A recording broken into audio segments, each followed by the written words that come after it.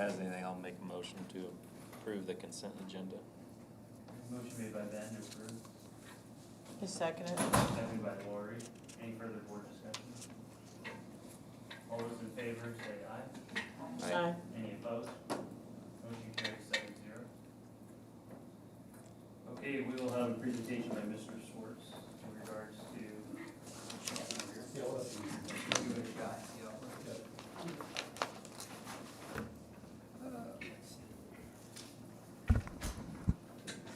Well, that good? Okay. What I have is a little presentation. First of all, I want to thank the school board for supporting the transportation department through the years and through all this coronavirus stuff and everything. So once again, thanks there.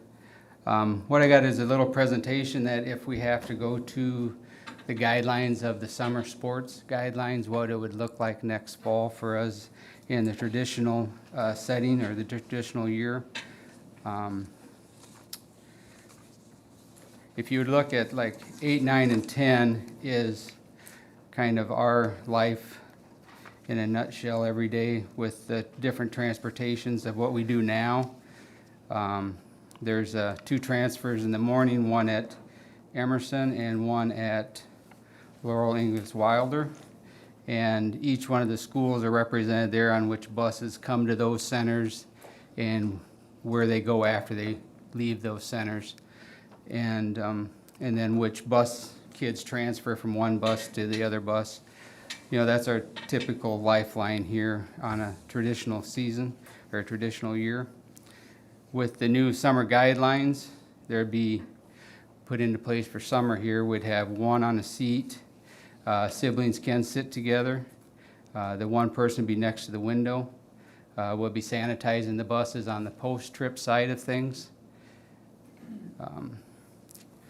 There'll be no one sitting behind the driver, and then the mask will be optional. We don't have eating or drinking on the route buses now, so that will not be an issue. And then when we load, we'll load from the back to the front, and then when we unload, it'll be from the front to the back. And that's just basically the guidelines for the sports schedule this year. The only thing on that one would be is if we have kindergartners, they will still be up front with the driver when they get on. So what we have then is like 4, 5, and 6. There's a typical Irving route, which would be this summer, and your furthest one out would be seated in basically 26A, and then you'd have 25A, and you'd load your bus that way. And we'll be able to do Irving with no problem.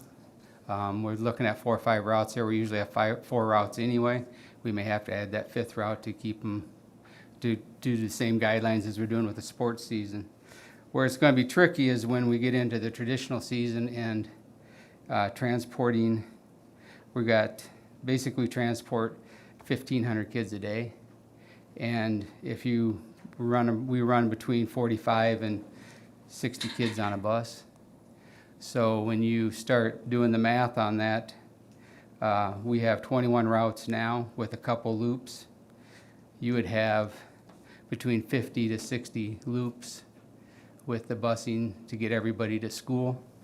The biggest decision I think would be made on that would be on page 7, where we're looking at a section of town that would be from Hillcrest south to 92 and from 65, 69 over to 15th and 18th. It kind of jogs out around there, which there'd be about 125 to 150 middle school kids in that area that would be asked to walk to school. And they would have the crossings at the high school and on 15th, which are lighted crossings, to get across 92, and would concentrate more on getting the rest of the elementary kids to school and the high school, middle school kids that are further out, which would be the southwest or the southwest or the northwest side of town to school. There'll be 115 kids walking that had buses last year. Yeah. We basically bus every middle school kid in town. You also have a lot of parents working So, That's what I was just thinking is, parents could be more able to drop kids off. But we do have the crossing then, though, right? And this will reduce the number of loops, I think was the term you used. yeah. Yeah, but Will we still have doing that, how many loops would we have? we'll still be, probably, there'll be some buses in the morning that probably do 4 loops. They'll start, like 23 would start on the end of Clinton. He'll pick up 25, 30 kids going down Clinton, stop, bring those kids to school, turn right around and start back up where he left off.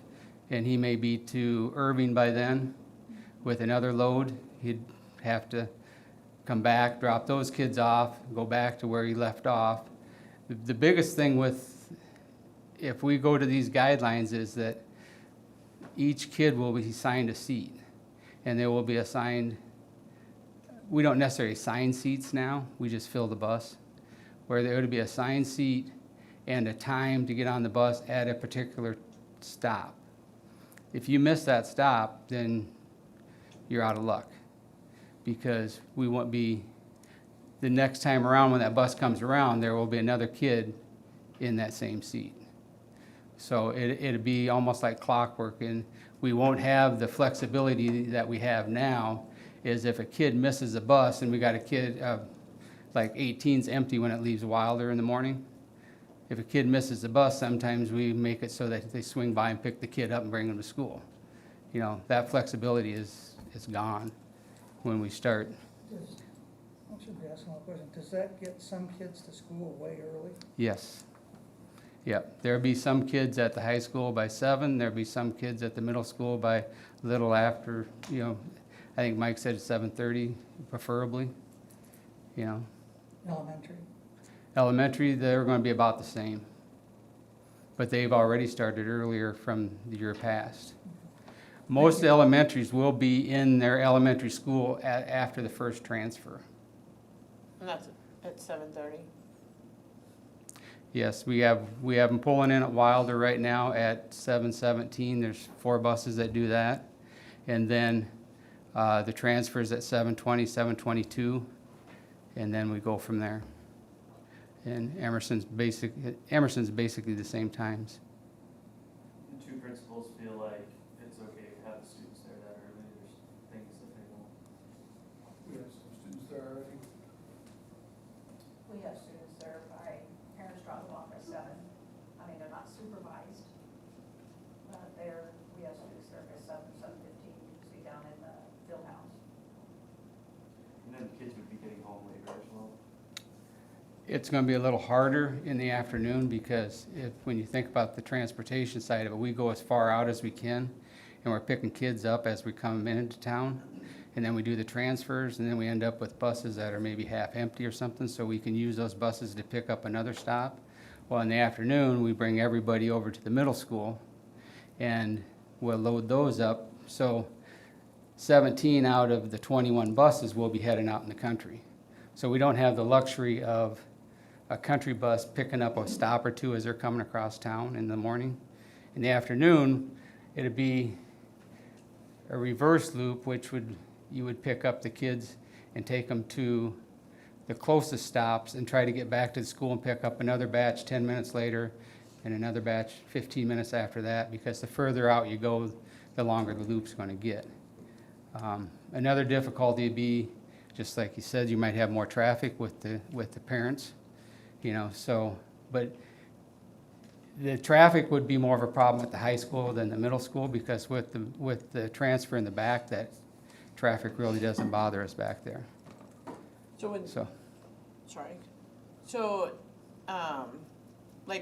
if we have to swing out and do one run in 10 minutes, then come back 10 minutes later, are we gonna have some supervision I'm taking they're gonna be at the middle school? Or will And they high still school. be, so they'll be in the middle school and high school, they could be there till 3:45? 4 o'clock.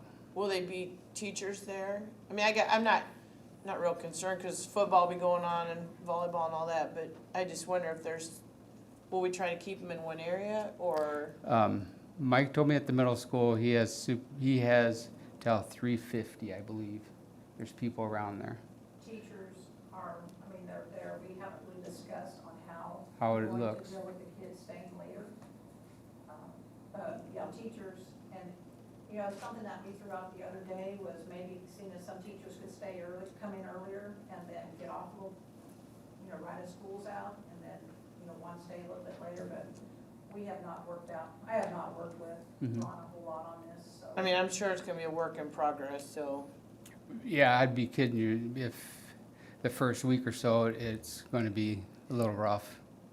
Because it's a whole new paradigm for everybody, even the drivers and everybody. Because every route's gonna be changed, and then I have probably 3 new drivers that will be put on a bus, and so, yeah, and the kids, I mean, it'd be just different for them. Because right now, let's say at the middle school, they get out at 3:25, they all come out, they all get on their bus and they go home. Where you're gonna have some come out at 3:25, get on a bus and go home, but the next batch is at 3:45. so will we Yeah. communicate this then, once you get that all figured out, the logistics, send emails out to parents and say, your kids won't be heading home until 3:45 or 3:50 or whatever the times That- might be, you'll just say, hey, your kids, don't expect your kids on the bus until, The way it will go is we will plan for a traditional school start.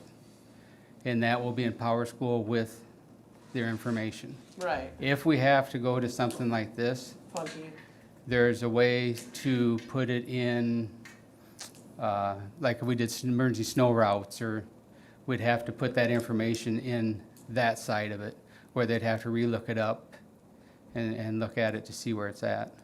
So this is But- the backup plan, this is. This is a backup plan. Okay. I'm telling you This right is a now, backup plan. when I I know, I talk was to, kinda lost in it for a second. when I talk to the Metro directors, they don't have a backup plan. They're going or they're not going. They're either, because they simply can't bus them. They don't have enough manpower, they don't have enough buses. So will Yeah. this, if we start year-round in August, so if it goes just normal, we'll run buses like normal. But our backup plan is to do this in July, or in August too, right? For the year-round kids, that's our, The year-round kids, it won't be an issue until the because traditional there's not as starts. many that you're transporting. Right. We have enough manpower to do that all day long. Okay, That's not, and majority of them, we don't have a lot of in-town Irving students. We have a few, but not, well, I'm like Terrible Carolyn, so amount. many of them are working from home, they may opt to do drop off or pick up. Yeah, I Yeah. was just gonna add, like, I think if you end up having to do Plan B, if it's reasonable to do it, it seems like it'd be worth kind of asking parents, because if I was a working parent working remotely, and my kid has to leave half an hour earlier than normal, I'd be willing to drop them off, Mhm. because I don't have a commute, you know Yep. what I mean? So What- it seems like maybe that helps us, if we get to that point, maybe we'll have 25% drop off that don't drop off. you may have 25% that don't want the kids on a bus. And you might Yeah. have 25% don't come to school. Yeah. You know, I think. You there's a don't, lot of yeah, you things don't know maybe- where it's at right now. Right. Um, I don't know, I just think that it seems like it'd be worth asking. what Maybe, they, like, do you wanna use the transportation or not, you might wanna re-ask that before we assume. and it's all based on times, I'll tell you, right?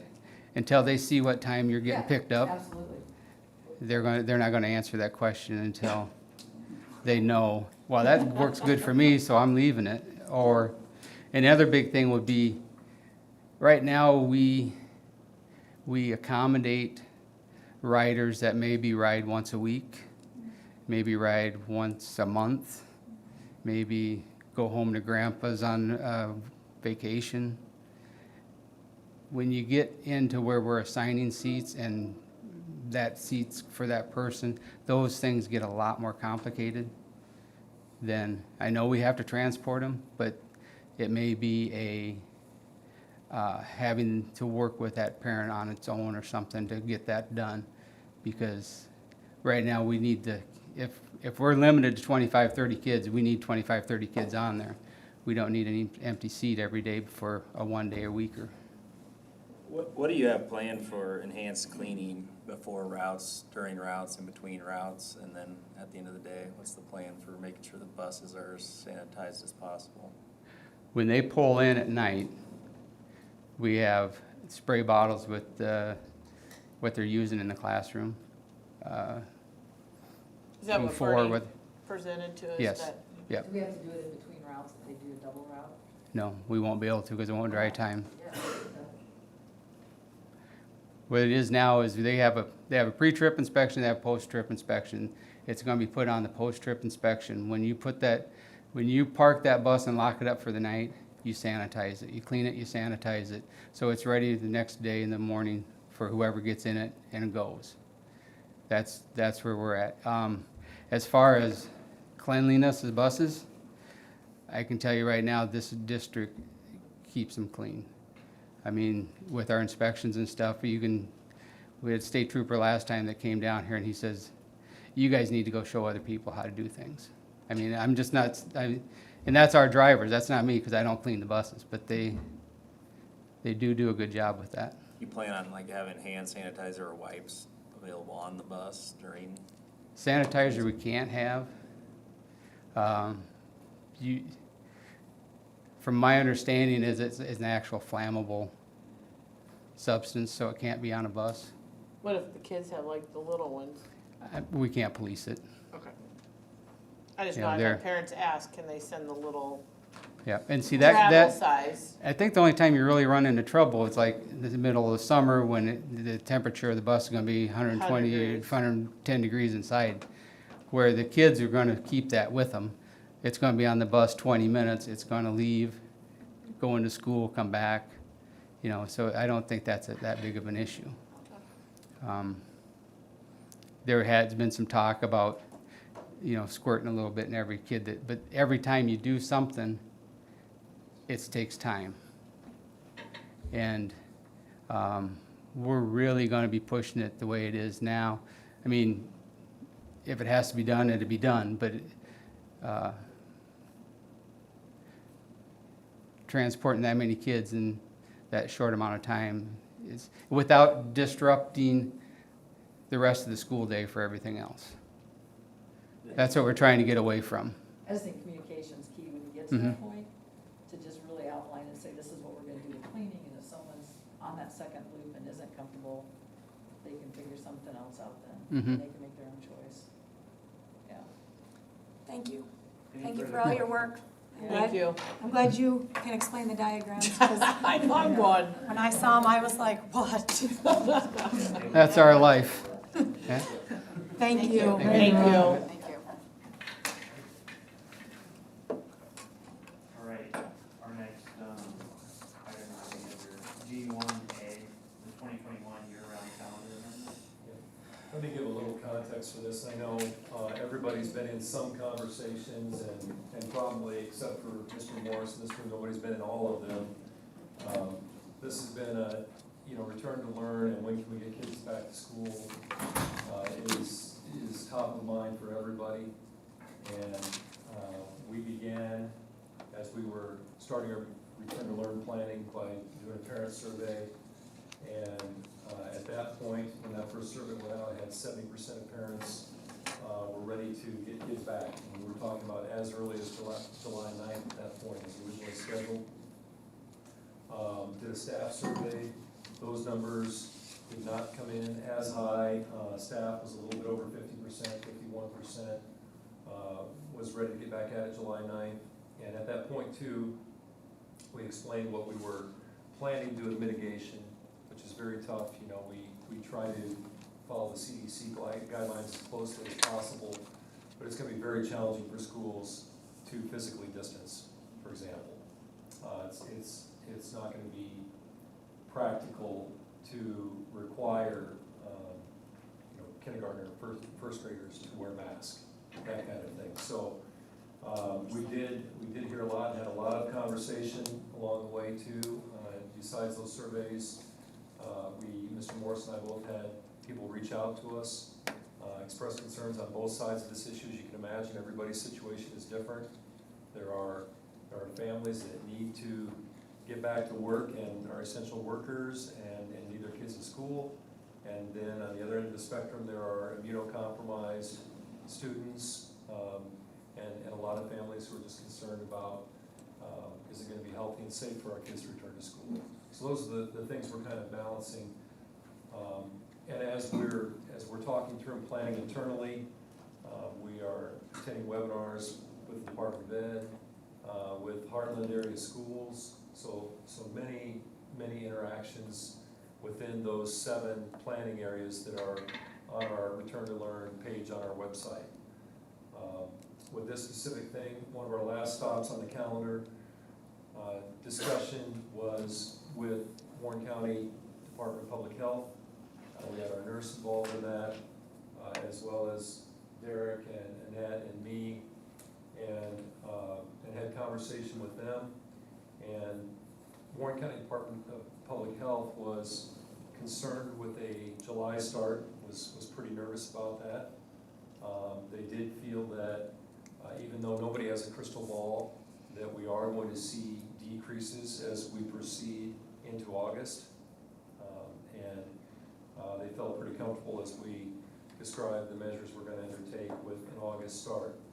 So that's where we've landed in terms of what we're going to recommend to the board. We wanted to try to be able to honor the year-round concept and put forth a modified year-round calendar that public health felt comfortable with, that hopefully, unless the student has a serious health issue, most of our parents will feel comfortable with, and our staff.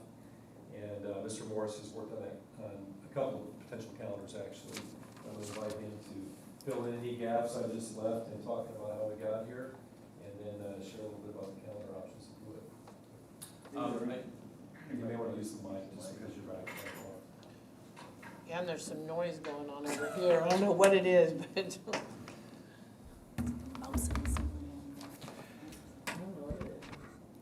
And I will highlight the changes in the calendar, but I just first wanted to mention that I did reach out to the state.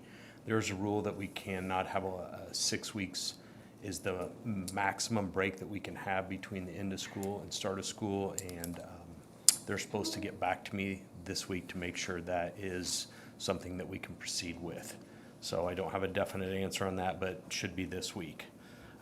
You should have 2 calendars in front of you, one with the start date of August 3rd and one with a start date of August 4th. And really the minor change is just starting on a Monday for elementary kids is pretty tough, especially kindergartners going that first full week.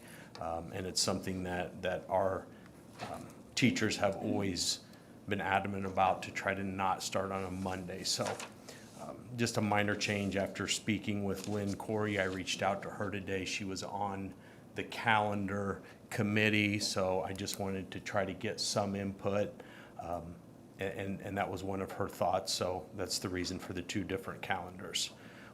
Starting on the 4th, we would have to make up roughly 18 days from changing it from July 9th to August 4th. So just to highlight those changes, fall break would now be 1 week instead of 3 with no fall intersession.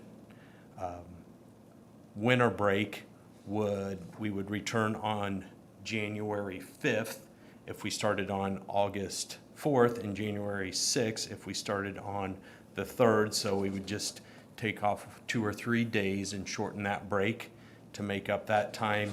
And then in March, we would take off a week of our break. Obviously, we would still have spring break, and then that next week, we could either have intersession or continue with a 2-week break. And I think that's something that we can decide later, just kind of depending on where we're at with COVID-19. So the hours turned out to be the same, except for there's 1 hour difference starting on the 4th, just because we added a Wednesday and took away a Monday. But the hours are the same from the July 9th start.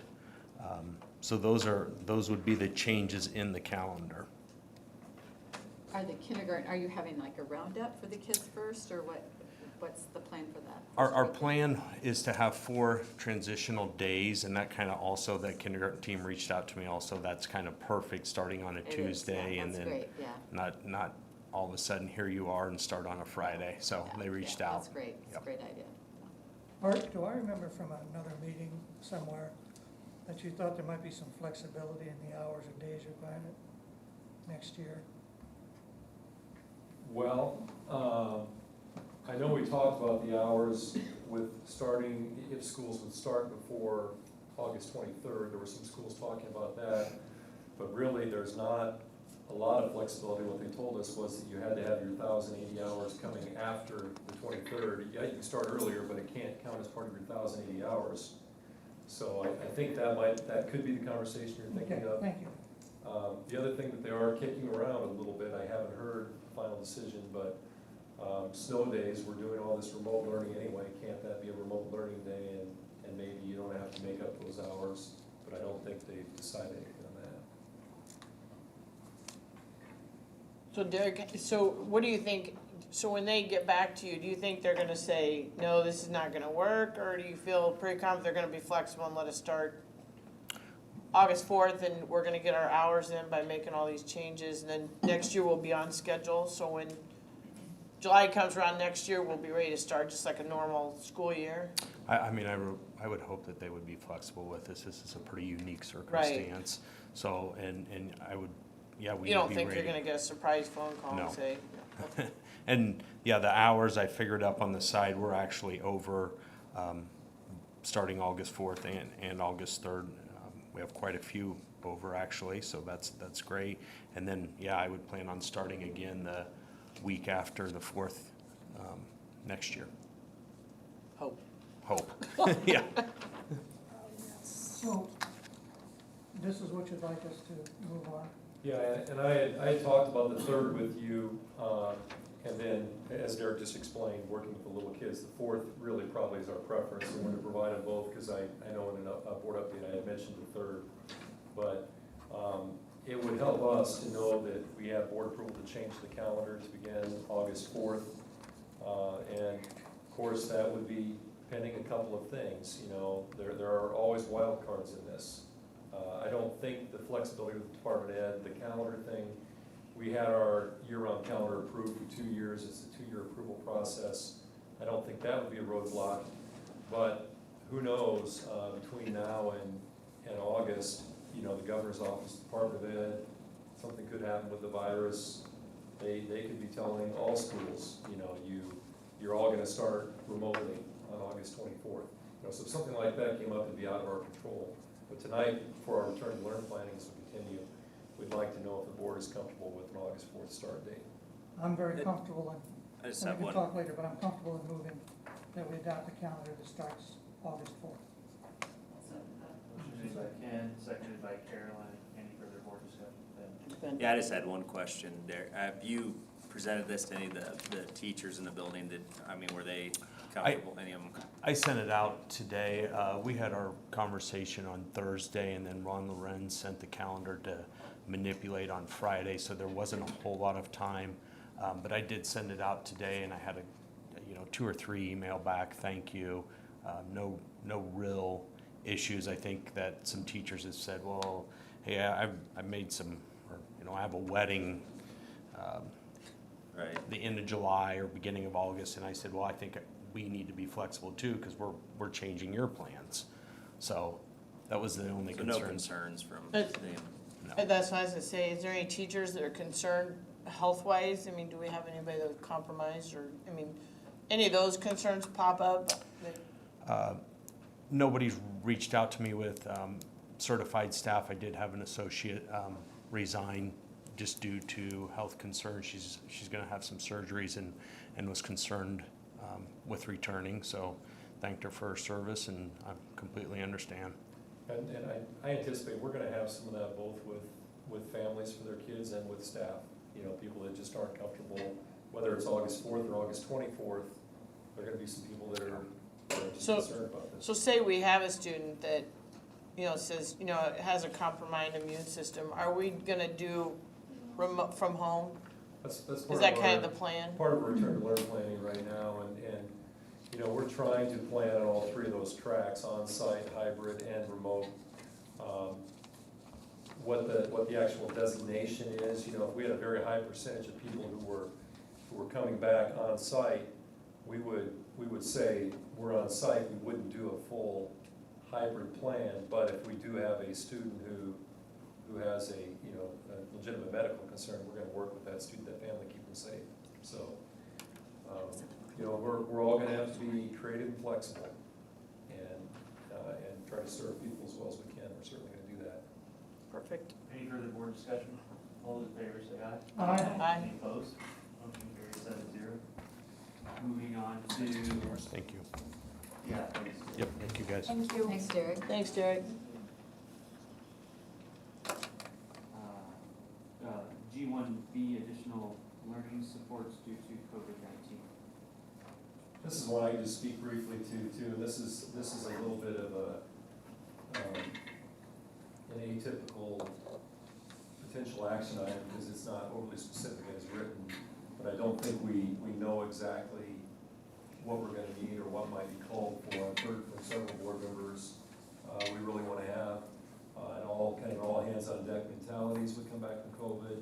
I've heard board members say, we can be flexible as a board and allocate additional funds if there's some kind of a learning need. So I've heard several different things, and I know John has looked at some numbers on this. And I put a couple of ideas that I've heard from either board members or administrators just as examples. Examples of additional learning supports might include home learning kits for elementary students. Whether or not we're hybrid or remote, you know, for some elementary students, there still are, for example, fine motor skills, they need to learn how to cut, you know, things like that. So this kit, later in the meeting, we're gonna hear about possible technology remedies for that too, but there could be some kind of old school, so to speak, things that we could send home in an instructional kit. That'd be a possible thing there. The question's been asked about, you know, can instructional coaches go outside their realm of coaching teachers to working with kids, maybe in a catch-up mode there. And, you know, our answer is that we have a written plan there that would have to be amended, and we have a committee that oversees that. But, you know, this is here as a conversation starter for the board tonight. And if the board wants to signal willingness, you know, without a lot of specifics, it could be an action item, or maybe it's just an awareness thing for me. And I don't know, John, if you have any, or you kind of run some numbers or shared numbers on some things too. I was asked, Donna had asked me at the end of the last meeting if I could come up with numbers that were 1/3 of the elementary, really it's focused on the elementary grade. Teacher leaders, and that was approximately 110,000. So, I'm not so sure we need to give approval for you to do this, but I wanna put some things in context. Yeah, First of all, I don't think we're gonna get through this without spending some money that we weren't thinking of. I think that's true. I mean, there's no doubt in my mind about that, I've been saying that at meetings. I've kinda, I hate to mention numbers because everybody will get their pencils out back there and try and figure out how to spend it. But our COVID-19 money was 148,000. 248,000. We had money for that. Well, I've heard does it John mean- make the comment that we've spent that 4 times. well, 3 at least. Might be exaggerated. We also had $800,000, I mean, There, we had, our funding is sound. We Yeah. are healthy, we have ability to pay for that. yeah, I don't like giving carte blanche because I really don't know what you're talking about. But I see the problem you've got. Do we just need some type of authorization so we can spend general fund, which I think we can spend anyway? That's where I'm getting confused here. Yeah, Okay, we okay. can, and really, maybe the conversation's enough, because I just, I don't wanna surprise the board with anything. I mean, I think you all understand these are challenging times, and we are gonna be playing catch up, and there are gonna be additional expenses, whether it's cleaning supplies, or instructionally, or technology. But I just wanna make sure we at least have the conversation, so we know that, you know, we are kind of good to explore some different things to support kids. I don't know if I'd want a crew, but I think I'd wanna know ahead of time if we're gonna add staff anywhere. You know, there's no rules for how you do that in this type of situation, but, cause I always thought we'd have to have temporary, more people in cleaning and maintenance and all that. Instructional might need some too, so. Any other discussion? So what's this asking us to do? Yeah, Well, this came up more on the curriculum committee. Do you wanna? And we were just, as we talked about the reading scores and the need to catch kids up, Donna actually did a lot of the backward leg on this, is to use our 4 instructional coaches at the elementaries because they're very good teachers, to take them and see if we can't break down some of their time. They do a lot of their coaching with teachers, see if we couldn't take a third of their time to bring it into students, to help coaching, work with the students in reading that need to be caught up. So the 110,000 comes from a third, right, John, a third of all of their 4, the 4 of them at the elementary schools, as a way to help that lag that we might have in some of our students. So really looking at the instructional coaches, kind of their task and see if we can take maybe 90 minutes of their day and have it be put towards working with our students that need to be caught up. Wasn't there a difference in the funding, like?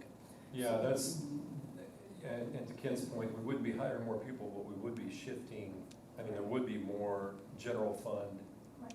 cost of staff because they're funded through the TLC program to do instructional coaching. So we're leaving money on the TLC table. Well, it carries over, it would carry over, so you just have a large increase of a carryover from year to year. So we really would lose money. Not right now, the state does look at the carryovers, so right now, they're not looking at, how it's scooping the funds. Okay, They here's what usually use it. Here's where I'm having my problem. This typically isn't something, how that group is used. It's not something usually the board decides.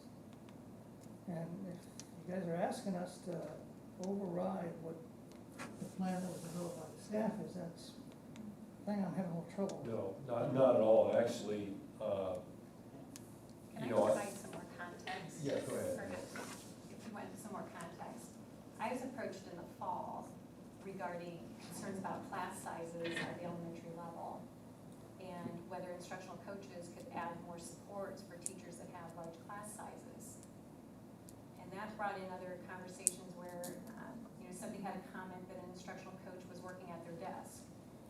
Shouldn't they be helping with students and taking some of the load off of the teachers? Apparently there were some comments from some staff saying they don't utilize the instructional coaches, even though it's voluntary. We have a voluntary model to have their support. A comment that should that money be spent elsewhere? And so it led me to believe in the sense that there could be a misunderstanding about how does the teacher leadership and compensation program work?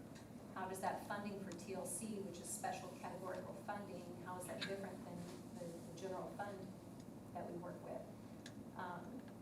So Kim Grissom, who is the supervisor, coordinator of that program, worked with the instructional coaches this year really to re-emphasize relationships with teachers and how are they being used, because it starts with relationships. She also worked on a series of short videos to help educate the staff about the program, its goals from the state, and how that works. That came back around this spring regarding class sizes again, and could they be utilized in some way to help with that? And then that became another discussion about how general fund money is different than TLC funding. And then John presented some information to one of the committees or the boards regarding how close we are or discrepant from other districts on class sizes at the elementary. That then in recent weeks shifted to we need to raise test scores. And that's been a focus for quite some time, but then it shifted to that, and could the instructional coaches spend a third of their time working with students? Because COVID came in and prompted those discussions. And so my response to that was, you're looking at over $100,000 out of the general fund money. And that's something more that, what is the direction of the board? Because there is a committee from the teacher leadership and compensation committee that oversees our plan. If that's the direction of the board, then Kim and or myself would be going to that committee to say, here's the intention of the board. You as a committee, what do you support? What do you think? There are pros and cons of either way. I mean, with any plan, I've had those discussions with others that there's always pros and cons, and it becomes what's your priority. But also that we have to be very thoughtful because there can be secondary effects of decisions, and we want to make sure we've thought those things through. And so, and with that being said, these instructional coaches, and having that part of the conversation, they've signed up to be instructional coaches. This is a departure from that. And so that's how this is coming to here, as far as what is that intention of the board. Not that you're approving a certain amount, but when you start talking to me over $100,000, I just want to make sure people understand the process and how those two funds are different, and just the need for coming to the committee, if that's the direction, that would be the process we would need to do to honor that voice and those pieces. And again, I don't know what the elementary coaches' feelings would be, because we're not to that point, but that isn't what they had signed up for when we went through the contract process. But COVID is unprecedented, that's the term that, we've used, and we know things have changed. And I know at times too, board members feel an immense amount of pressure if there are groups that are in favor of certain programs or how money is spent, and I empathize with that. There are hard decisions that have to be made. Go ahead, sorry. I was gonna say, from a money standpoint, the 100,000, if we were to flip them over and kind of take 100,000 out of the general fund, that's no different than hiring someone for a year at 100,000. Yeah, because your general fund it can be used for most any general fund purpose, where specifically the TLCs has to be used for, what the plan has been approved for. I guess what I'm saying, we don't gain anything because we're out 100,000, and we could, and I know it's a one-year thing, like, let's say it's only for 1 year. It wouldn't be like adding staff that you're just, unless we decide to, continuously, it could be that you're hiring associates or you're hiring something for a one-time 100,000 for a school year compared. Okay, so a new teacher's about just under 70,000. Right. With benefits. So if you hired a new teacher to do this, rather than taking, I guess that's one way of thinking it as well, that you could hire somebody to do this, and it's. And I think there's a question there, if you're talking about hiring staff, would you want to hire a new teacher to do this? To do that, yeah, right, you want to hire, right. But we're not, I guess my point is, we're not better off with our budget for next year. Because that Because money we're is. taking it from something, not using it all, and Right, taking it out of the general and fund. it carries forward to be used in the future. Right. The TLC funds. So if you have the TLC funds, I'm trying to wrap my head around this. I mean, we were behind reading before COVID, so now that we have COVID, we're really behind. I mean, I can tell you from experience from daycare kids, they're behind. And I'm extremely concerned. So I guess if it can't be the instructional coaches, we gotta have a plan. That we hire some more associates or something to help catch kids up. Well, I'm trying to get a feeling, people, let's put the 100,000 aside, that's money, that's our job, is to spend money. Do people wanna do something like this? Does the board wanna direct them to do this? We would be Something- directing you Yeah. to explore Yeah. this, is that what it would be? Essentially. because What's the I- flexibility of the program of turning it, turning it into the state? Can it be changed anytime? What's the flexibility? Yes. So the intention would be that if there's that support of the board, because it is, that has a possibility of being such a large amount. Again, Kim and or myself would be going back to the TLC committee and saying, here's the intention of the board, is to utilize the instructional coaches in this way. Go through all of the pros and cons of that, and then bring that back. And if we have your support with that too, that's still there, then the plan is amended and that's sent to the state for approval. There's not a deadline for that. I think my understanding is this came back up with more intensity because there was a thought that this had to be a part of what's submitted by July 1st with Return to Learn plan in CASA, and that's not the case. process, just an assurance checklist of how we're moving forward with our return to learning plan. So there's not a deadline for that. Because my feeling is I would rather pay $100,000 to have people that I think are really, really, really good teachers helping students than hiring associates to come in and work with them. But that's just my feeling, so. I think it's worth exploring because I'm really concerned about the amount of work ahead of our teachers next year. And I know you used the word, that the teacher leaders didn't sign up to do that, but I have no doubt that our teachers would step up to the plate and do it. I think next year is gonna be unique. I think the flip side of that is our classroom teachers didn't sign up to handle what's coming their way next year too. There's gonna be a lot of pressure on them. So I think our district has amazing teachers, and for especially for next year, I think we can all step up to the plate And that take might not this have on. been the correct phrase for me to use.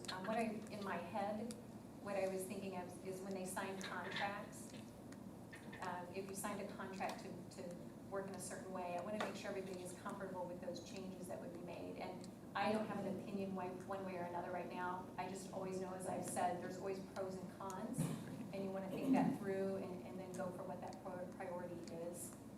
Was my intention. Right. I didn't articulate that very well. No, I just think it's worth I'm worried about what's coming next year as far as students being behind and the pressure that everybody's gonna be under to get them to where they need to be. I mean, it's a concern, I think, of all of ours.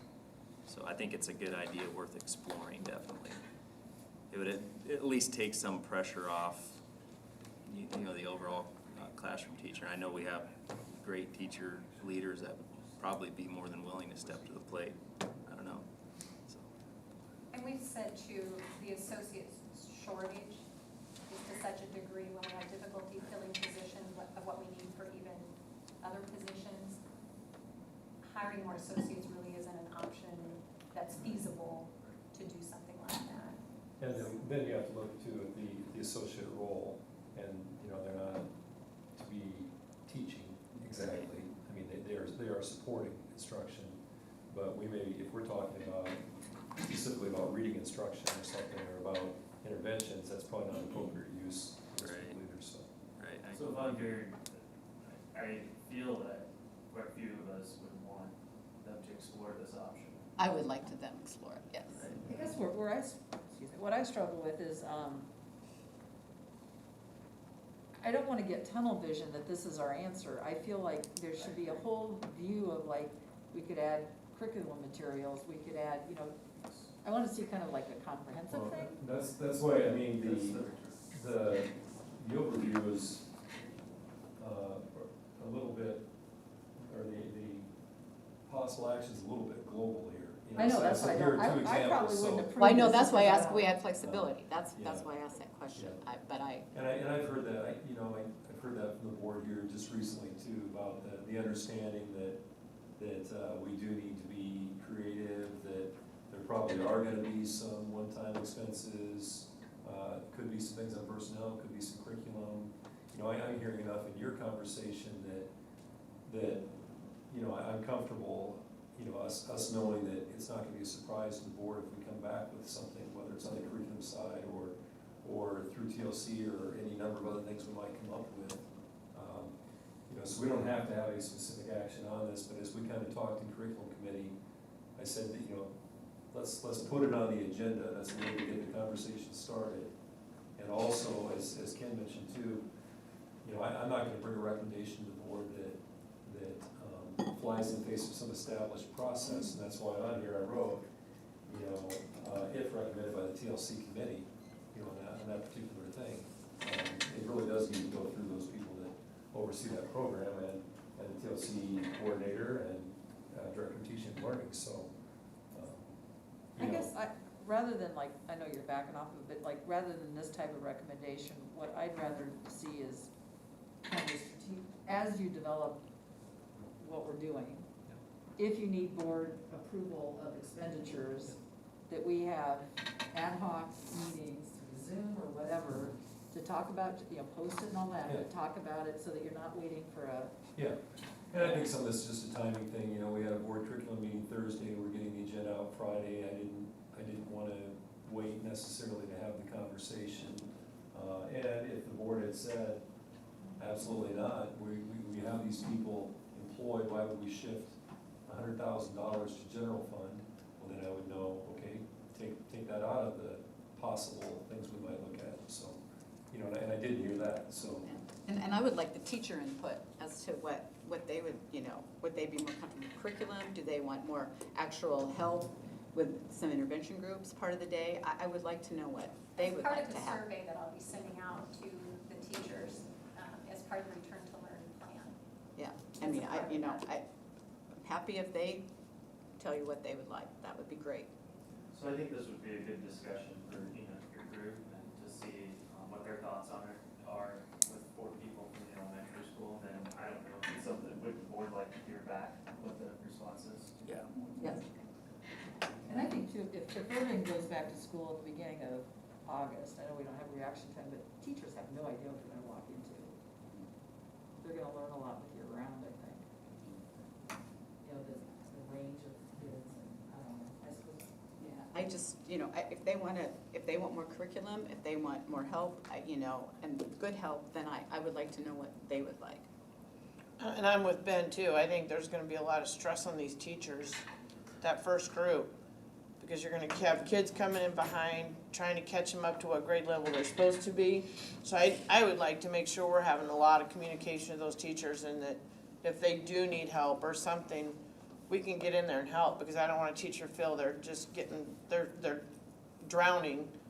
You know, we gotta make sure that we're there to support them because I have a feeling it's gonna be very overwhelming going back. And last thing we need to do is make a teacher feel like there's nothing there. We want as a board, I think, all of us, want to make sure we're there and we can react quickly, whether it's a Zoom meeting or whatever, we can. And that's a key role of instructional coaches right there too. That's a key piece of what they do.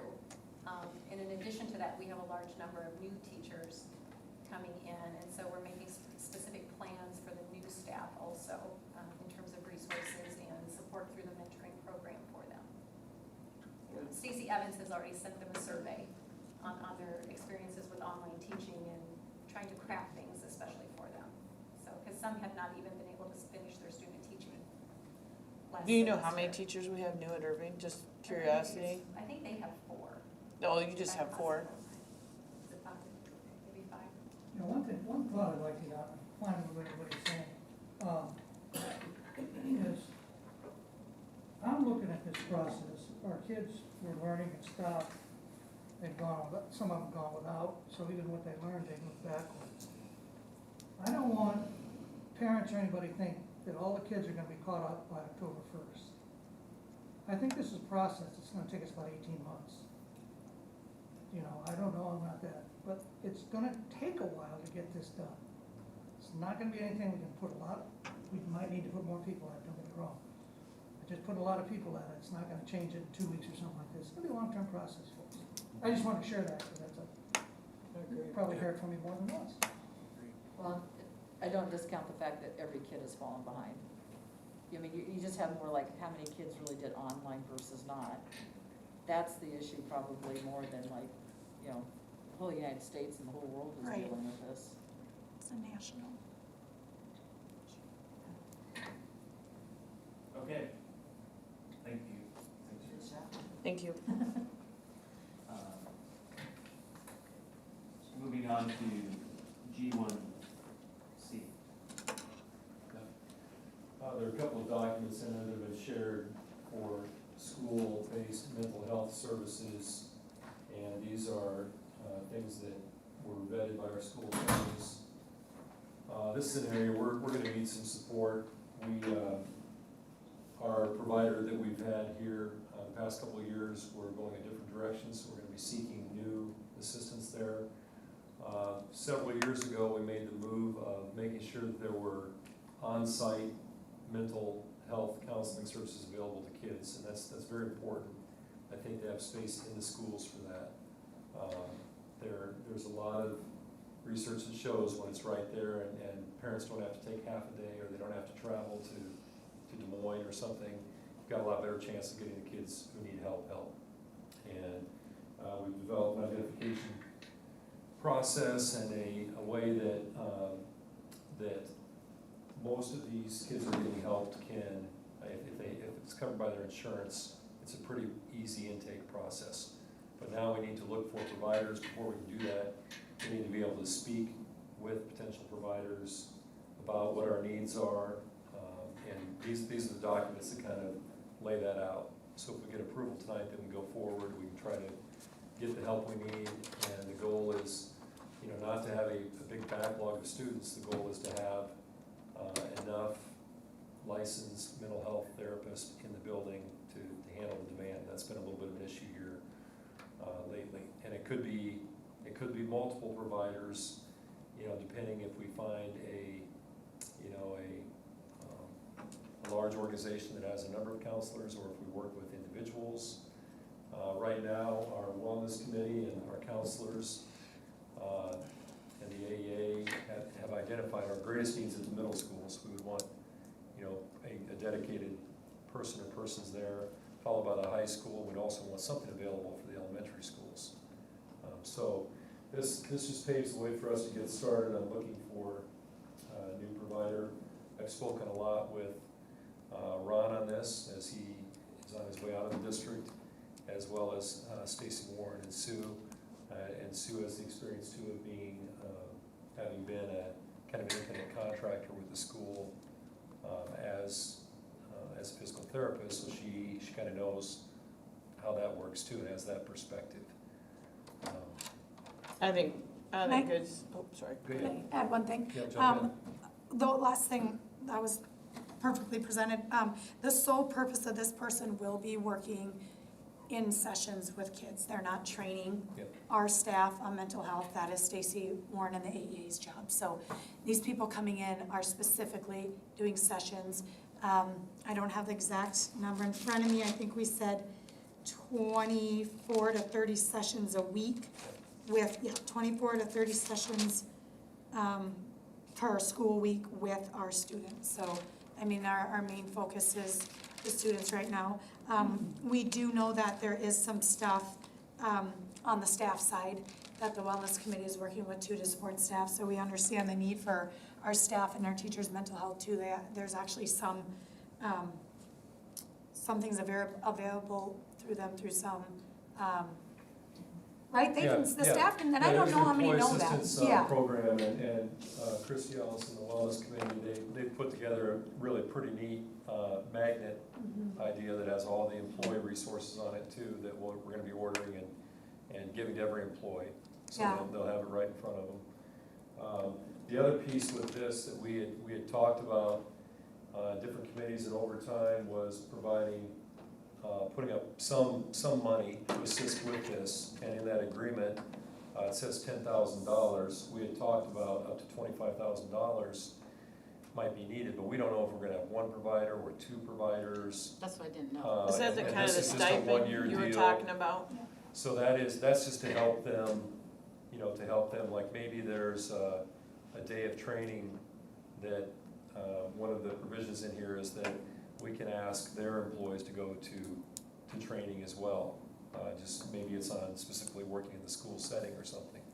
Well, then maybe that's, since they're not getting paid for having a session there, but they have their time, maybe that could come out of that money. Or like a snow day.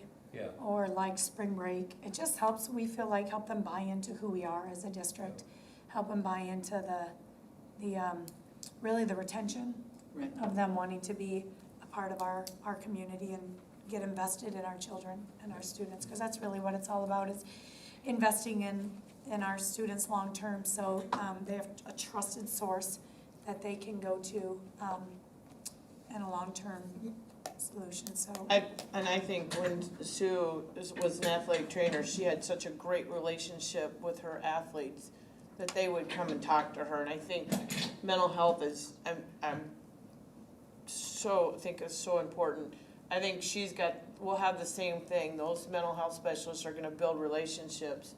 So if we see a student that, we know suicide's up right now. If we see a student she's gonna be able to pick that out, or he's gonna be able to pick that out. Just like Officer Hackett's got real involved. you can start picking up on things like that, that we can catch before something happens. So I think that relationship is extremely important. I think the money we need to put there. So are we looking at one or two? Are we looking for a full-time high school and middle school, or what's our? We anticipate that it'll be a full-time middle school person for sure. High school, I think maybe you have to see the need too. Maybe the second person has time to kind of be on call if they need to go out to an elementary. We do provide office space, places for them to meet within each building. So I think the answer, I think right now, maybe two full-time, the equivalent of two full-time people covers it, but I've heard Sue share numbers too, just about mental health needs skyrocketing, and so we want to work with people who have capacity to do what we need and have the ability to bring on more people if we need to. So would we do 2 stipends? That's why we started. only at 10,000 and 10,000? Yeah. That's why you're saying 10,000 to start with. Right, and then- right. okay, I think okay. it's. And I think the more, if we're able to get the kids in brick and mortar, I think we're gonna see some of the mental health go down too. I think it's skyrocketed over 816% just because of that whole change of everybody within the same house now, mom, dad working from home and all that. So I do think that everything that I've been on to on the different webinars and stuff has said, looking at Singapore and some of the countries that have already been back in school for 3 months, that they're finding a really nice decrease in mental health just because the kids feel more stable now, they're back in their routine, the parents are back in their routine, whatever that new routine may be. So I'm confident that this is a great place to start. And I do want to make sure that everybody knows that in how the committee wrote this is they will be licensed and certified, which means they will take insurance. We did have some problems with that with our last providers. If they're not licensed, they can't take certain insurance, and that was kind of That's what I was painful. gonna say, is make sure you have a vendor or provider that a lot of insurance does Yep. pay for, Absolutely. otherwise people aren't So, gonna go. so do you guys have somebody already in mind, or something you're working? No, I want to have these documents approved, and I got these back not too long ago from the lawyer, so we have something to go out and we talk. It's kind of like having a job description for a job. I need to know the board's supportive of that and is comfortable with what we're talking about, and then the next couple of weeks we'll go out and. So do you want a motion to Do you want a retire? motion? I'd like a motion to approve the 2 documents here. Okay, I make a motion that we approve the 2 documents to hire mental health I second. professionals too. Second. Okay, motion made by Donna, seconded by Sue. Any further board discussion? All those in favor say aye. Aye. Any opposed? Motion carries 7-0. Moving on to the 2021 K-12 student handbooks.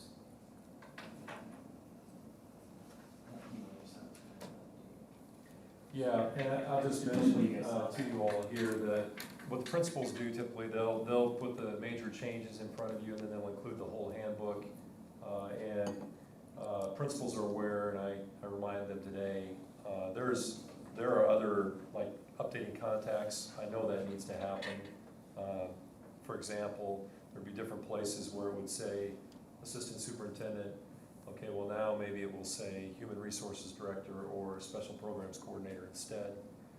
There's some changes with Title IX where principals are gonna have to probably have an increased role as level 1 investigators. So those contact things aren't necessarily reflected in the cover sheet they gave you, the major changes. But I just wanted to mention that those will be happening too. I did have a question, it gets a little confusing, because I think they're trying to highlight changes with yellow, especially in the middle school handbook. And I was trying to figure out if, it was like page 15, all the section on bullying and all the section on student clothing, were those new sections? No, what we did, we used most of what was already there for like the clothing, but we kind of made it more, our counselors kind of did a lot of research and made it more gender friendly, because if you say you can't wear shirts without, you can't show your stomach, well, that's kind of more toward girls, and so we kind of left a lot of the wording.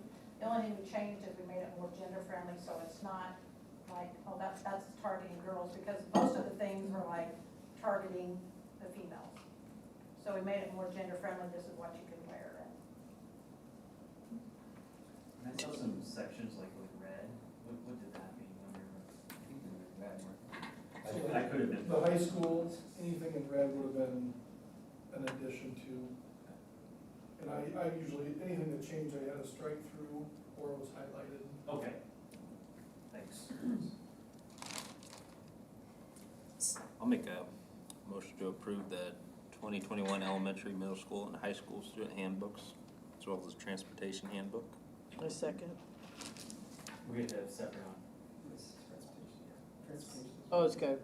Okay, so first one, teacher and associate handbook, motion made by Ben to approve. Well, Second. we don't have a student handbook. No, Oh, sorry. No, it's student handbook. student handbook. Student handbook, K through 12 student handbook, motion made by Ben to approve, seconded by Lori. Yes. I do have a question. Yes. Okay. Yeah, go Well, no, ahead. that's okay. I just was wondering, like, is there anything that we would have to adapt or change after we know what we're doing for COVID? And is this just general enough that it doesn't need any modifications? I would say within the high school handbook, there's nothing specific to COVID or return to learn plan that would change anything when we do. That plan is housed with our return to learn plan as a district. Okay, okay, that's good. I just was trying to figure out where's the truth, you know, if we have some things that we say. One thing, I met with Officer Hackett and Mr. Morse a couple Fridays ago, and he brought up like, any masks that would be worn to make sure that those don't self-identify or identify with a certain group, that the district would need to be aware of that. He said he tried to monitor, but I thought maybe that might be something we could cut off We before. did include one statement. Okay. I think would cover that in our dress code. Okay, We did as well. okay. Yeah. Just saying symbols that are divisive and have the potential to disrupt the school environment, such as a Confederate flag, will also not be permitted unless part of an approved educational activity, so that should cover all those. And we used the same wording, so. All those in favor say aye. Oh, I had a quick question. Oh, I sorry. just had one question.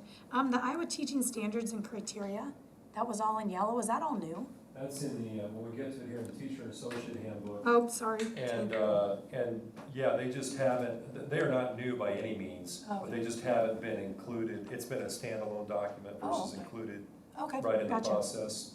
So most of the ads in the teacher and associate handbook are just explicitly bringing more things into like the evaluation process. Perfect. Motion carries 7-0. Teacher and associate handbook, moving on.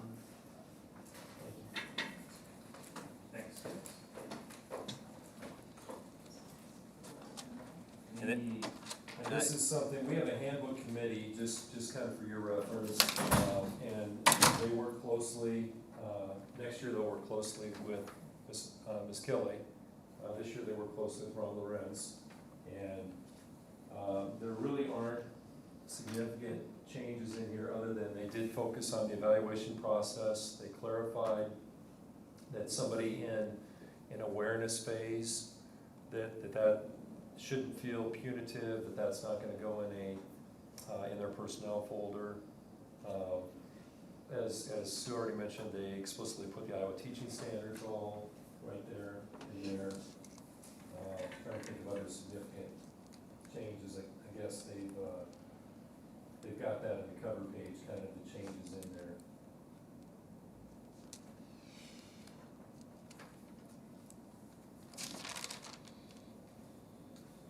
Family medical leave, that was kind of a big change. You can see the strike-throughs, the change in language there, but that was a change made for everybody in the insurance school, that clarification of whether it was, you remember we had a lack of clarity around, whether it's family medical or serious family medical, and we changed and kind of lumped it together. So the handbook, I think, is just catching up with that. Is this the first year of the handbook committee with teachers and administrators working collaboratively? As a formal focus group Yeah. Okay. that we have, yes. Yeah, okay. I think it's a great thing, it seems to I think work it's well. worked well, like, Yeah. and I think you heard Ron speak to, like, how beneficial it was with calendar and things too, because that's one of the things they put in the handbook committee, so. Yeah. I'll make a motion to approve the 2020-21 teacher and associate handbook. I'll second it. Motion made by Ben, seconded by Donna. Any further discussion by the board? All those in favor say aye. Aye. Aye. Opposed?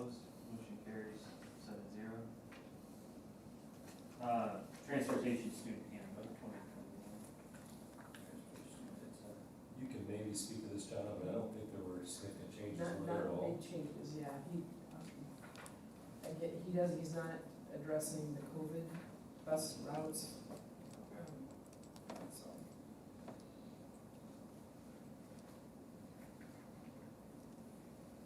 Page 213. I'll move approval of Motion made by Karen, Go ahead. Second. seconded by Sue. Any further board discussion? All those in favor say aye. Aye. Any opposed? Motion carries 7-0. Moving on to the HR committee meeting report. Pretty small agenda. Somebody who was there can speak to it. If I remember what we did, it was so long ago. Well, you met the new HR director Yep. and visited with Are there her. notes? There wasn't any notes, I mean. And I shared a few Title IX update slides. We've got a big training coming up. I just registered with District 4 today. Yeah, the major thing was to meet the new HR director and just get comfortable with her. The practical part, as I always ask, are we looking for anybody? Do we need to hire anybody? And I don't think we were. We have a secondary special ed teacher. It's the one position. No, And that's oh, yeah. due to transfer. So. Your heading's just wrong on that. Yes. It says it's finance. Oh, yeah. That's I what didn't it's see that. called. Okay. Thank you. Yeah, thank you, good catch. Okay, any questions on that from anybody else? Okay, next is, let's see where, 3B, issuance of the 2021 teacher leader contracts.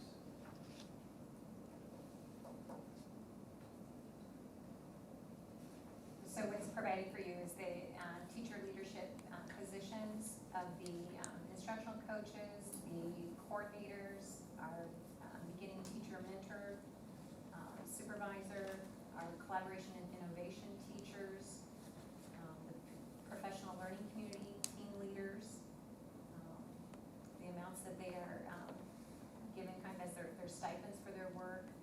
And then also on there are the focus groups.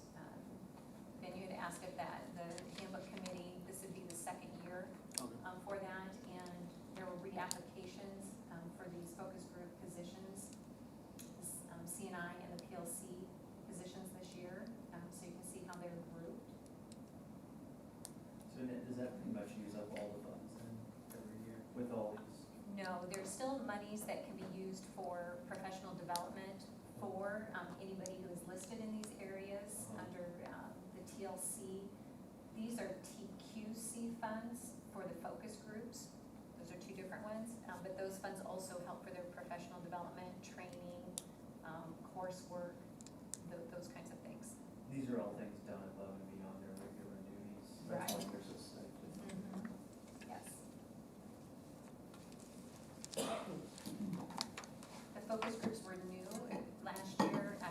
It was a plan started very early in the winter as far as discussions on how to get greater voice and input. Those 4 focus areas of the district handbook, SIAC, technology, and the wellness committee were key goal areas for the district at that time. And from their work, that was very successful this year, and we said we would continue those on.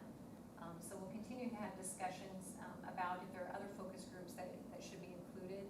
And then that would go to our TQC committee for the teacher input to make decisions about those. If there's any addition that we would go into next year. The very first section of the blue section there, the teacher leadership extended contract. So those numbers on the right, those amounts, that's in addition to a regular They're salary. regular contracts, and they have additional, Where's that regular salary come out of that? off the standard salary schedule for the The district. amount comes from that, but Yeah. their budget is, for those teachers there, those 11 there, they are teacher leader money. So the money comes out of TLC, but the amount comes off the regular, they have a teacher's contract, and then this represents the extended days. And then the other amount of their salary comes off of the same salary schedule every teacher has, but the money comes out of TLC instead of general. Okay, so 100% of their salary They're plus 100%. the extra Yep. comes out of TS. Yeah. No one else is 100% though, the rest of them are just general fund, and then the TLC is the additional, but the teacher coaches are paid totally from TLC, correct? Yes. Yeah, okay. Which was the section you were referring to, the blue one? Yeah. Correct, yes. Yeah, Okay. yeah. So when this concept first came out, it was sold that it would be a rotational thing. Do we do that? I always argued that, because I'm like, who is gonna back down? Who's gonna invest their time and then back down and let someone else have it when you're throwing that kind of money at them? And I don't know that we've ever, do we do rotational? They I mean, have do to people reapply do- every year. Yeah, but do we do, I mean, that, they were saying they wanted it to be every now and then, like new blood. I mean, it wasn't something that you got it and that's what you did for the rest of your career. And I'm just kind of curious if that's really the way that this panned out. So when the state started that, I don't think there was a recognition of the amount of training that goes into developing the skills to be an instructional coach or to be one of those coordinators. And so not every district has it, that, for example, you can be in it for so many years. For example, at the middle school and I think the high school, they've had complete turnover, except for maybe one, from people moving on to other positions, either like at the Department of Ed, going back to other districts, those pieces. The elementaries have not. And what Kim and I had talked about early this year was, is there a process for doing a complete review of the program? And it just so happened that at the beginning of this year, a neighboring district was working with the state on a program reevaluation for the TLC programs. And so that was something we already had in works to go through this year with the committee to look at that and say, okay, do we start fresh with all positions and have a complete reapplication, or would it be on a cycle to take that back to the committee for their input on what that would look like? Because most often you don't want to have a completely new group. You want to have that history, as you probably found as a board too, to have that historical piece and to help new people.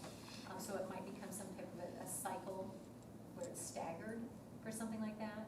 So as a part of that program review, that's a part of that for us to talk about that. And You guys, that's something to talk about, it hasn't already, this coming. correct, right, because there was a neighboring district doing that partnership, again, with the state, to say, well, what worked well? What did you come out with from that? So, do you have a question? No, it's just, is that the Norwalk, is that who's doing it? Yeah, okay, Yeah. that's what I was just asking, Norwalk, yeah. So it's melding real nicely into these conversations for the group. Because some districts might not have the structure that we've gone with. And so you want to, again, come back to the data and look at what is being successful and what's not. So, Do you foresee any, like how Carolyn said, we wouldn't want to give that money up by asking the people that are getting that money whether or not it should be cyclical? this would be coming from the committee, and not just them in a sense. This is a different group This of would be people. right, this involves teachers, administrators. It's Oh, not just okay, TLC. okay. I thought it was a committee of just these No, individuals. no, Okay, it's a okay. representative voice Okay. from across the district. I'm glad that that's a topic still to talk about. Yeah, and these are additional work days. So they have 10 additional work days beyond their teacher contracted days for that too.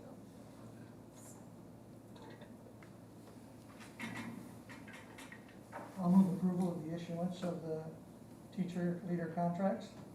Motion made by Ken to approve, Second motion. seconded by Ben.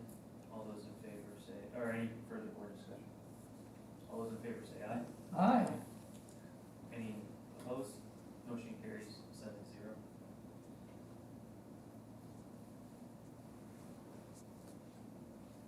Moving on to 3C, G3C.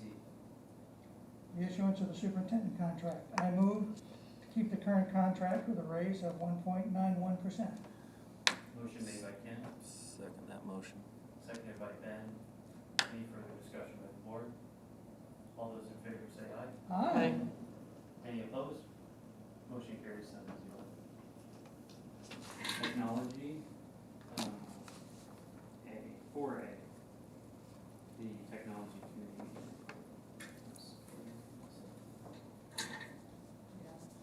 Yeah.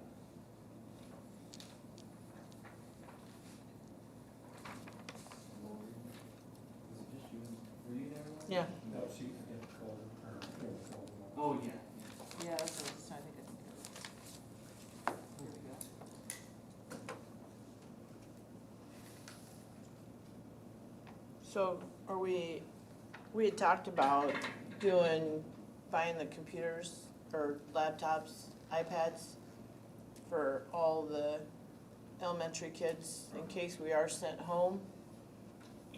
Is that, I mean, that was the big conversation, That so, was a big part of the conversation, I believe that's actually the next. oh, sorry. Yeah, he does have it as an We action did- item we as did. well. Oh, you got it as an action item, Yeah, we okay, had that sorry. last time, But we definitely did talk about that. Well, I was just thinking that was what we were gonna go right into, so, I mean, that was the, I just have a hard time summarizing it, because I think I was having a hard time hearing the phone, so. we were losing you. I know. Yeah.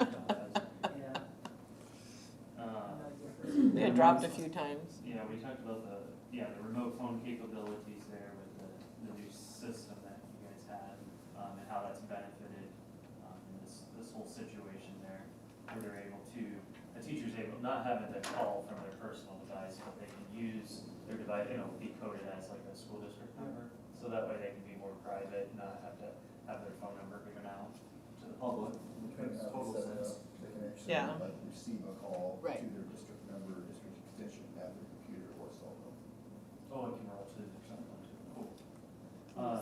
Interactive flat panels, those are all, I saw some already over in Irving, I think those are in the. Those are in, Yeah, when did the teachers receive training on that? so that's at the beginning of the year. Beginning of next year.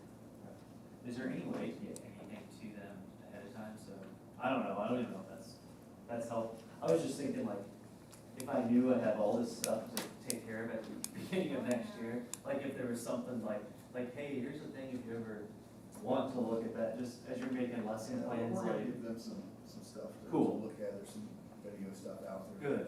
The reseller has, we're gonna give some of that to Irving particularly. yeah, But, the real in-depth training yeah. will come a little bit Cool. later. So as far Okay. as how to use it, similar to what they would have a projector. in the Yeah, room, yeah. How to connect, mirror your screen, Yeah. that will make sure they know how to do. But there's a lot more you can do. Not besides having to just- worry about those. Sure. I would wake up and roll anything about it. New document cameras. Remind me all about that. Yeah, so we are looking at, and we've been talking about it in our focus group on replacing our document cameras. And so what that is just it's the device, you can slide a piece of paper under and have it project, or you can put a workbook or a textbook under it and have it project on the screen. Okay. Those are as old as our projectors, so the connectivity is from the device to the new interactive flat panels. It'll work, but it's a very outdated way to connect, and the quality isn't there. Quite honestly, devices are dying off. So what we're looking at is actually devices that are even more portable. So the ones we currently have, most of them are big and bulky, it's not even just take it home. But the new ones, most of those fold up pretty small, and you could take those home if teachers needed to work from home. And the last thing is the DLE, digital learning environment, devices for PK, pre-kindergarten to fifth. So we discussed bringing in Chromebooks to, not just K, but pre-K. And Ray's done some surveying and has some updated I do. things on that Okay. he'll share. The one thing that I will add just here on the minutes is that piece that I did hold there, and that is, if we are going to do something, I really would like some direction much sooner than later, because with the devices, the limited availability, other schools are purchasing, I know I see numbers go up and down on what's even available, and then the timeline to actually get them here and get students using them, so. So we are doing pre-K, That's what so I surveyed, that's what we talked about in our community meeting. right, I guess if we're having students work remotely, I think we want to benefit all students, but that was what we talked about. As far as devices, for those lower elementaries, I did survey PK through second grade teachers to get a feel for what they thought would be best. Would it be an iPad? Would it be a touchscreen Chromebook? Or would it be a Chromebook like they already have in the elementaries? And based on that, I think the way to go is iPads at the preschool, third and fourth, or preschool, and then touchscreen Chromebooks at kindergarten, and standard Chromebooks grades 1 through 5. Touchscreen, where at? Kindergarten. So we touchscreen Chromebooks for kindergarten, and again, the iPads are touchscreen also, but it goes And then 1 through 5 regular. 1 through 5 would be a standard Chromebook. So- I assume that opens up a lot of things that we could do by having those devices. I mean, we kind of are just always assuming that, but. I think so. I think we have to, again, there's gonna be a lot of training, a lot of pedagogy involved, you know, so that, where we talked about earlier, I think Ben made the comment, you know, teachers are doing a lot of things they didn't sign up to do. Okay, a lot of elementary teachers didn't sign up to teach remotely, you know, so we are, we're doing different kinds of blend flip training, rapid response to online learning, building that capacity on our staff's part so they know what they can do. But as you say, yeah, they're gonna have a tool to do some of those things with. Sorry, go ahead. Have we asked the teachers if they think this is a good idea? The only teachers I ask is what device they would prefer at those lower elementaries. I haven't asked anybody, I don't know. You know, we're required by the state to have a required continuous learning plan. So I mean, it's not so much an option anymore. We were So headed all that. districts are doing this? Yeah. Okay. Many are already looking at this, some that already, even before COVID, many have added in grades 0 through 5, some already have them in kindergarten through 5. And didn't we talk about it in the meeting that we're not gonna sit here and hold them till we need them, we're gonna get them out and then start using this, right, correct? Yeah, I think, from everybody's estimation we talked to, if we're going to send these home with students later in the year, we might as well start sending them home as quickly as possible. Because you get them used to taking it home before it's, oh my gosh, we need to take it. Will be there some instructional time in the classroom to learn how to use them? I guess, We'll have to. We can't just, and that's what I'm saying, we can't just drop them in the hands of the kids and say, okay, take them home. I guess I just wanna know. Well, this what's isn't our being long- used as a long- what's our long-term goal as a district with young kids on Chromebooks? I mean, is that a goal that we're moving towards? Because then in middle school, we hammer them with digital citizenship, screenagers, right? Mental health and what the screens are doing to our kids' health. So, I mean, I understand the hybrids and that we have to be prepared, but also when you look at money like this, I mean, what is our long-term goal is to get our 3 through 5 students on Chromebooks 50% of the time in the classroom? What? I don't think we even have that as a goal at our secondary buildings, that they're on it 50% of the day, 75% of the day. Right. It's just that it's used appropriately with instruction, and the teachers learn how to do that, but we don't have a requirement that it's. I mean, we've got We don't have to walk technology. into the classroom and know, okay, we better walk in and see lids up and kids working, that's not how we operate even at the secondary level. We've had a specific technology goal in district since before I came here for 10 years. And Ray, you're in your 8th year, so 7th year with the district. 10th year. Or 10th year with the district. What you've done with our infrastructure, our ability to do things, I mean, 10 years ago, we couldn't have supported this in our schools. And I'm not saying it's not important by any means. I'm just looking at what is our long-term goal as far as kids on screen time? I guess maybe, and you can, curriculum-wise from the state level, are we moving towards Chromebooks in the hands of all these young children?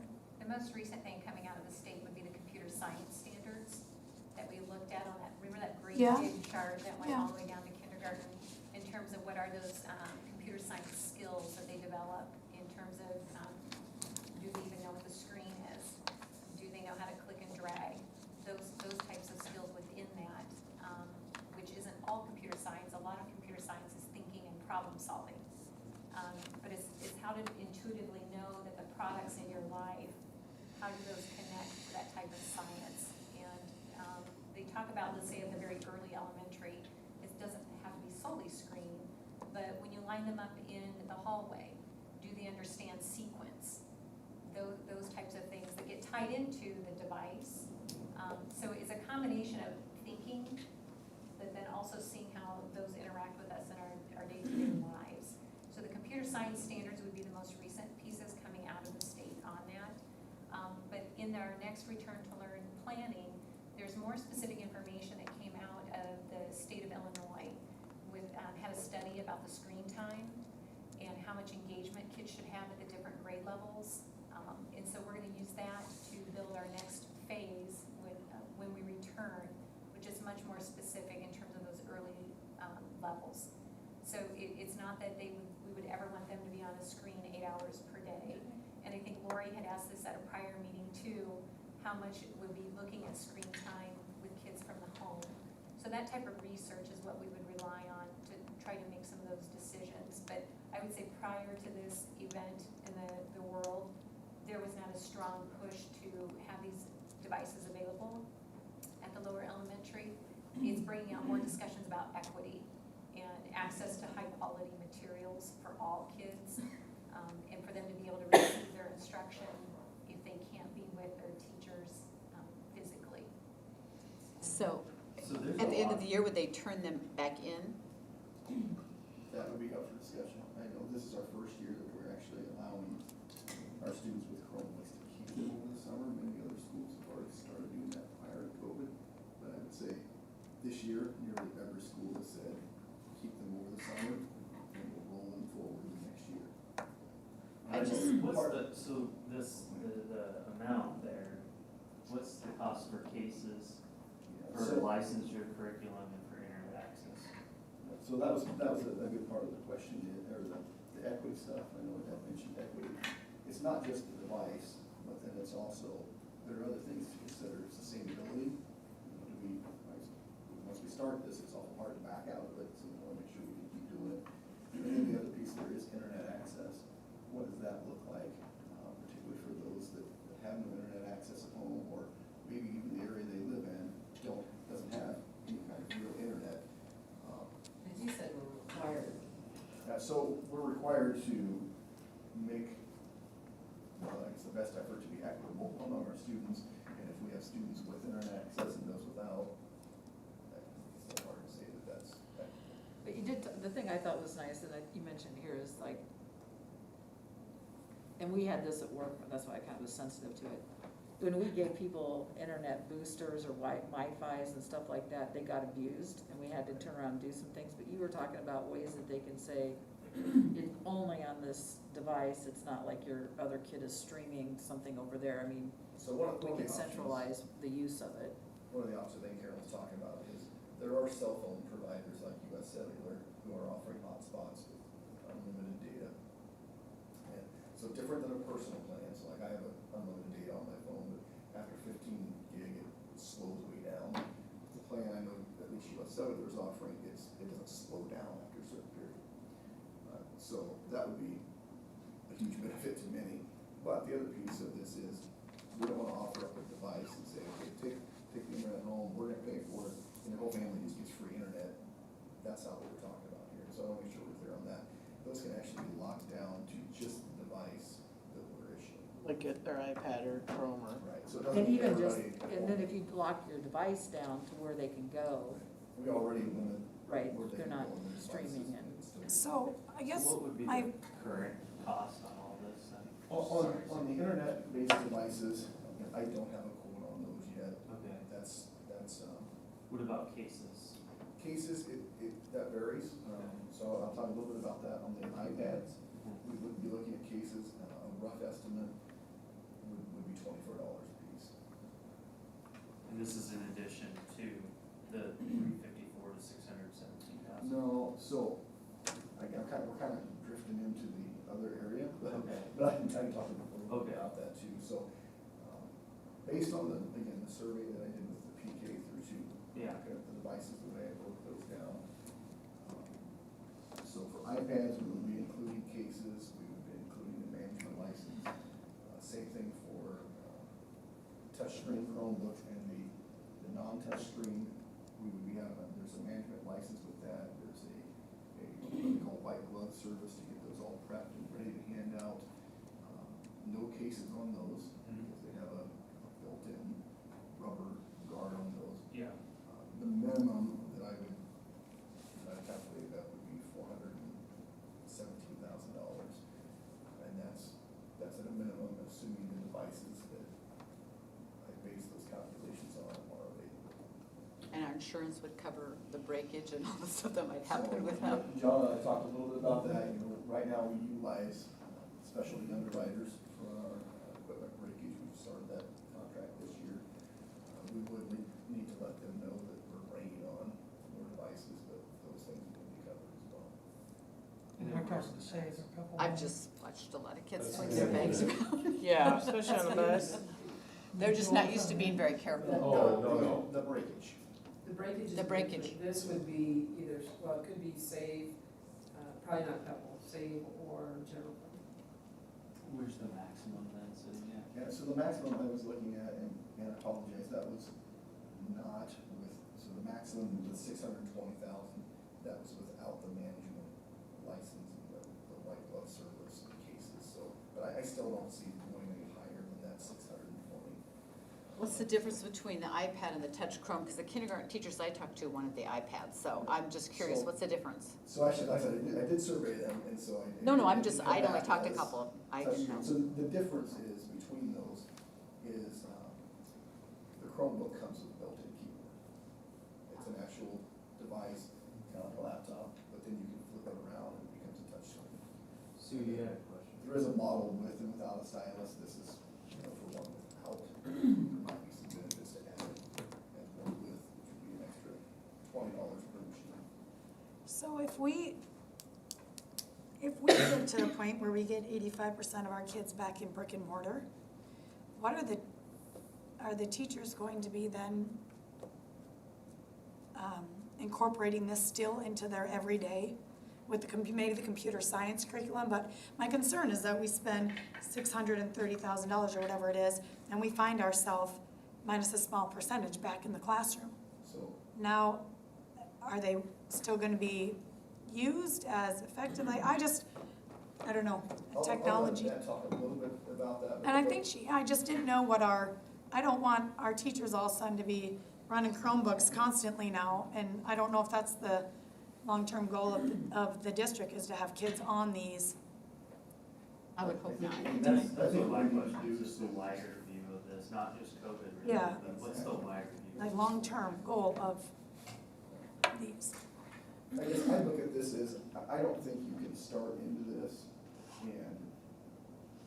and not teach with it, and then just try to jump into it if 2 months down the road, we say, okay, we've got to work remotely. That's not gonna work, so teachers are gonna have to have some professional development. They're gonna have to learn how to teach with the device. It doesn't mean that it's on, say, 50% of the day, but it does mean kids become proficient at it. And, one thing I did want to add too is, you mentioned earlier the digital citizenship piece. We do teach that at the elementary level. It's not just something we start, I mentioned that earlier, and it's not something we start just the middle school.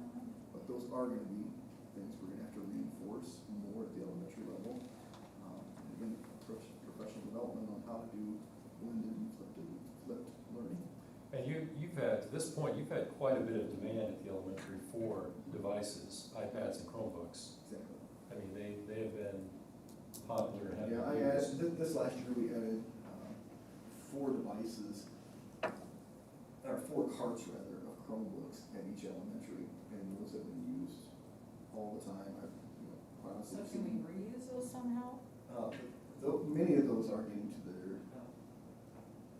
their life cycle. Because a lot of those weren't. They will be used passed as down. spares and loaners, which are also built into those numbers, but many of those are starting to get, because they came from like the middle school, different carts we had over there.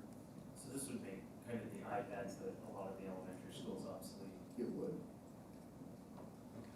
It would take some of the pressure off the PTOs. Yeah. What's the lifespan of these? Generally 3 years, sometimes 4, and so we'll try to squeeze it to 4, but generally by about. No, 3 is 4 fine. year, right. So we're gonna have to set aside another $200,000 a year, so every 3 years we're gonna spend $600,000. Okay. Any expected on internet access, how much that's gonna cost in addition? Well, I wish I could remember off the top of my head, but I wanna say, And I hate to even throw this number out there, but I think it was like $39. That's, I remember you saying something about 39, it was, I just put it in my head, it was $40 to round it I up. didn't think to look that up, to be honest with you, before our meeting. I would say Per that month. I believe it was like $39 a month. And so one of the things we just put out today, some of you might have gotten the survey of their parents, there was a family return to learn survey that went out today. Yep. And part of those questions were around this very topic of, do you have internet access? Do you not? What's offered in your area? And some we've of the, gotten great responses. yeah, and some of the feedback I've gotten directly is, yes, we have internet, but it doesn't mean we can have 5 devices running on the internet. You know, those were some of the things I got back, both the parents have been able to continue to stay working from home, but they also have high school kids and stuff, so that was some of, yes, I answered, yes, I have internet, but it's not gonna be strong enough to be able to hold all of us on It it. is, that's kind of the concern I had, is this a slippery slope? I mean, no one wants to spend $40 a month if they don't have to. We just have to be really clear on what, or maybe the state has to be clear on like what we're required to do, like, no one wants to throw another $40 for internet service, but. And I know when I looked at US earlier, I think I mentioned this in the notes there too. It's a non-continuous type of contract, so you have to enter in for I believe it was 3 months. It was 3 months, you said. And so you could have a month on, a month off, another month on later, 2 months off, another month on. You just have to have that many months of service. So we wouldn't have to turn this on unless we Right. went to have it stay at home. So like But at if, some point, if we entered into, and I didn't bring that here tonight, but if we did enter into a contract with, say, US Cellular, at some point, we would have to pay for those 3 months of service. It's just not all. Oh, sure. It doesn't have to be. At least continuous. 3 months of It service. has to be at least 3 months. So at some point, I'm sure they would say, okay, you gotta pony up for those 3 months a year. well, we talked about, you know, if it comes back, of course, CDC, it would hit us November, December, and January. If we were talking, if we had to do a 3-month continuous, that would, what it might look like, or spring break, March, April, May, but we had to do 3 months in a row, right? Not in a row. But we have to do 3 months, we have to do 3 months somewhere. So John, And that's what do you just think US for Cellular. budget? We could handle it. I mean, well, I've told him that his server farm is out of the picture, because that was what he was gonna, his funding. I told her that's not an option. What's He's it not gonna- coming out of to? What would it be coming out of? It would be sales tax or general fund, it could be either of those. You know, some schools, just to give you an idea, and if you answered, if you took that survey today, you would notice the question was, you know, what internet service providers do you have in your area? Do you have Mediacom? Do you have CenturyLink? Do you have IMU? Or are those available, rather? So the reason I ask it that way is some schools are going to a model where, okay, we're not gonna give everybody a wireless hotspot, but we're gonna sign them up for IMU or Mediacom instead, because it's available, and we can get maybe a discounted rate as a district, providing that, again, only for the devices that the district provides. Hopefully that kind of makes sense. So is this an action item we have to do tonight? So the next one is, I mean, I think we were still. We kind of talked to them. I think we kind of talked our way into the next one, but. I mean, I think we have to realize too in the bigger picture, like if we go down this road and then this does happen, where kids have to go home, we're pretty much telling parents that they gotta sit by their kid and do this. I mean, I don't know. What's our other option? I don't know, I just I mean- wonder, is that, we're only gonna go down this road if it is required by the state. It's not up to the districts. You mean as far as paying for the Wi-Fi? No, I mean just You teaching mean from remote? home or hybrid. Yeah, This is only a. Yeah, we annual. won't do a remote, I mean, I wanna get kids and staff back in buildings and have life return to normal. You know, we would only do, as a district, a required remote learning plan if we had to. And it would be dependent on, again, on the virus. But we were talking about computers or devices in elementary before COVID. You were, Oh, okay, yeah. I was just wondering that too. Per Yeah, person that- though? Who would we be talking We're- about? Per I mean, student? we did talk about it, yeah. Well, we've never set a timeline, I mean, Sue, I'll say, we've never set a timeline that said, You know, it's just in this 5 year more that, years, we're gonna be one-on-one No, I at understand. K through 5. I mean, just this year that we got accomplished in middle school, Right. and you've had a high school digital learning environment for 6 years, 6 years. so. Did you ever have a timeline? We had not ever mapped out a timeline to go. So I guess my question is, we put all this money up front and pay for them all, and we never have to go to the hybrid model, we never have to go online. So we are just now, that's gonna be part of our education, they're gonna be on these things during the classroom. Is that what we do with them, I think- or are I they think sit in a there'll- Yeah, box? there'll be a tool that's used, will still be available for kids to go home. There could be, you know, there could be supplemental work they could do at home on it. We've struggled for years about how to get keyboarding taught at the elementaries. You know, that gets a little bit easier if a kid has a Chromebook with a keyboard. And I'll say this too, just to be clear, I mean, if we wanted to say, now let's wait and order these when it happens, it's probably not gonna happen. I mean, what I mean by that is, if we say, we're not gonna do this, and I'm trying to push you into being scared or anything, I'm just saying, if we waited till October or November, and we're told you have to go to remote learning, we're not gonna be able to order this many devices and get them ready like that. It just won't happen. So Can we be even more strict with our policies then, as far as when an elementary school kid takes these homes, as far as what they're gonna be able to access, who they're gonna be able to communicate with? Because you know every family's not gonna have parents sitting there with these. Or kids childcare that- providers. Yeah. I mean, that's my, That's a huge concern.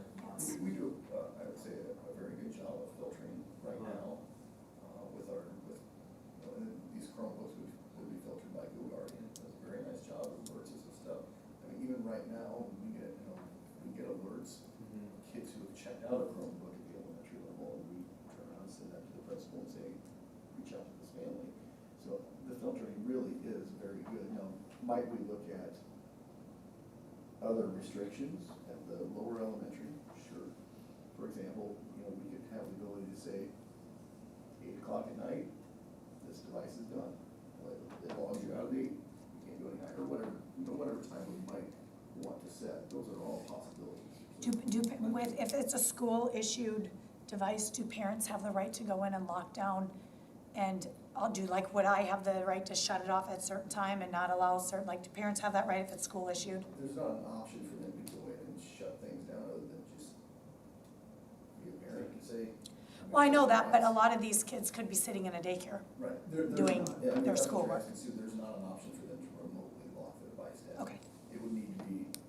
But we'll have that Google chat stuff off where they can't be bullying each other and all But that. that's not even one of 10 of them. So to kind of paraphrase what you're saying, I think what we're saying is, if we do this, which, fine, these instruments become part of the curriculum, in school and out. I just want to make sure they become part, not all. Correct. No Yeah. problem with that. But we have to have the kids able to use it, because, so I'm thinking 1 class a day, 10 minutes a day, I don't know. But there's gonna have to be the familiarity with it. Right. I agree with that. I just Let's say don't. we never have to shut down. Yeah. Then it will become, can become, to a certain point, an increasing part of the curriculum That's fine. as it goes. I mean, I might expect that. Okay, so we have these already in the schools now, correct? In the carts. Some of them, yes. Okay, so how often do they use those? Just curious, how many, does the teacher I mean, use if them you for? ask in those buildings, they'll tell you they're used all the time. I know, but like a student uses it for 10 minutes a day, 20 minutes a day, an hour? That's really hard to say, Lori, because I know there are teachers always wanting to check out the card. Yeah, like I know. Somebody else has it checked out. I know our kids are on it all the time to do their reading. They read something, that's how they do their comprehensive checks on it, like all the quizzes are downloaded. So I know Fia uses it, but I also know it when she's at home on an iPad too. Yeah. The uses. My biggest concern is that I'm okay with it becoming part of a curriculum. I'm not okay with it becoming our full curriculum. Don't live it on it, yeah. And I think there's been, I'm aware of some classes at one of the elementaries that have had it for several years, have had enough for every student for several years now, and I think it's just used as part of the curriculum. I think the other advantage of it too would be, if you have multiple kids at home, they might be sharing the same device to do their work. If they each had their own device, they could simultaneously work. I agree with your point. If it's used properly, I think that's the direction things are going anyway. And I gotta say, just me personally, I would agree with you, Sue. I wouldn't want my first grader next year on it 8 hours a day.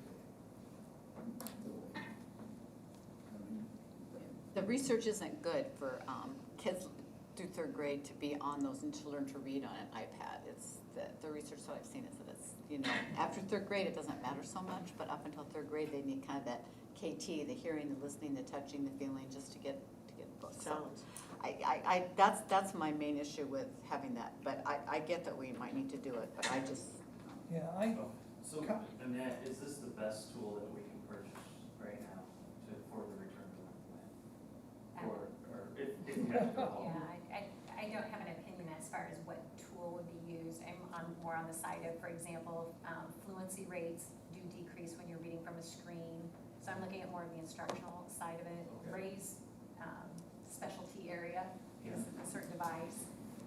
Two things I would add is, what Ben was bringing up is there is an equity concern across the district in terms of access to technology when different fundraisers from some buildings are so wealthy that when they purchase things, it causes disparity of access among different buildings. So this is one thing that would even out that access level.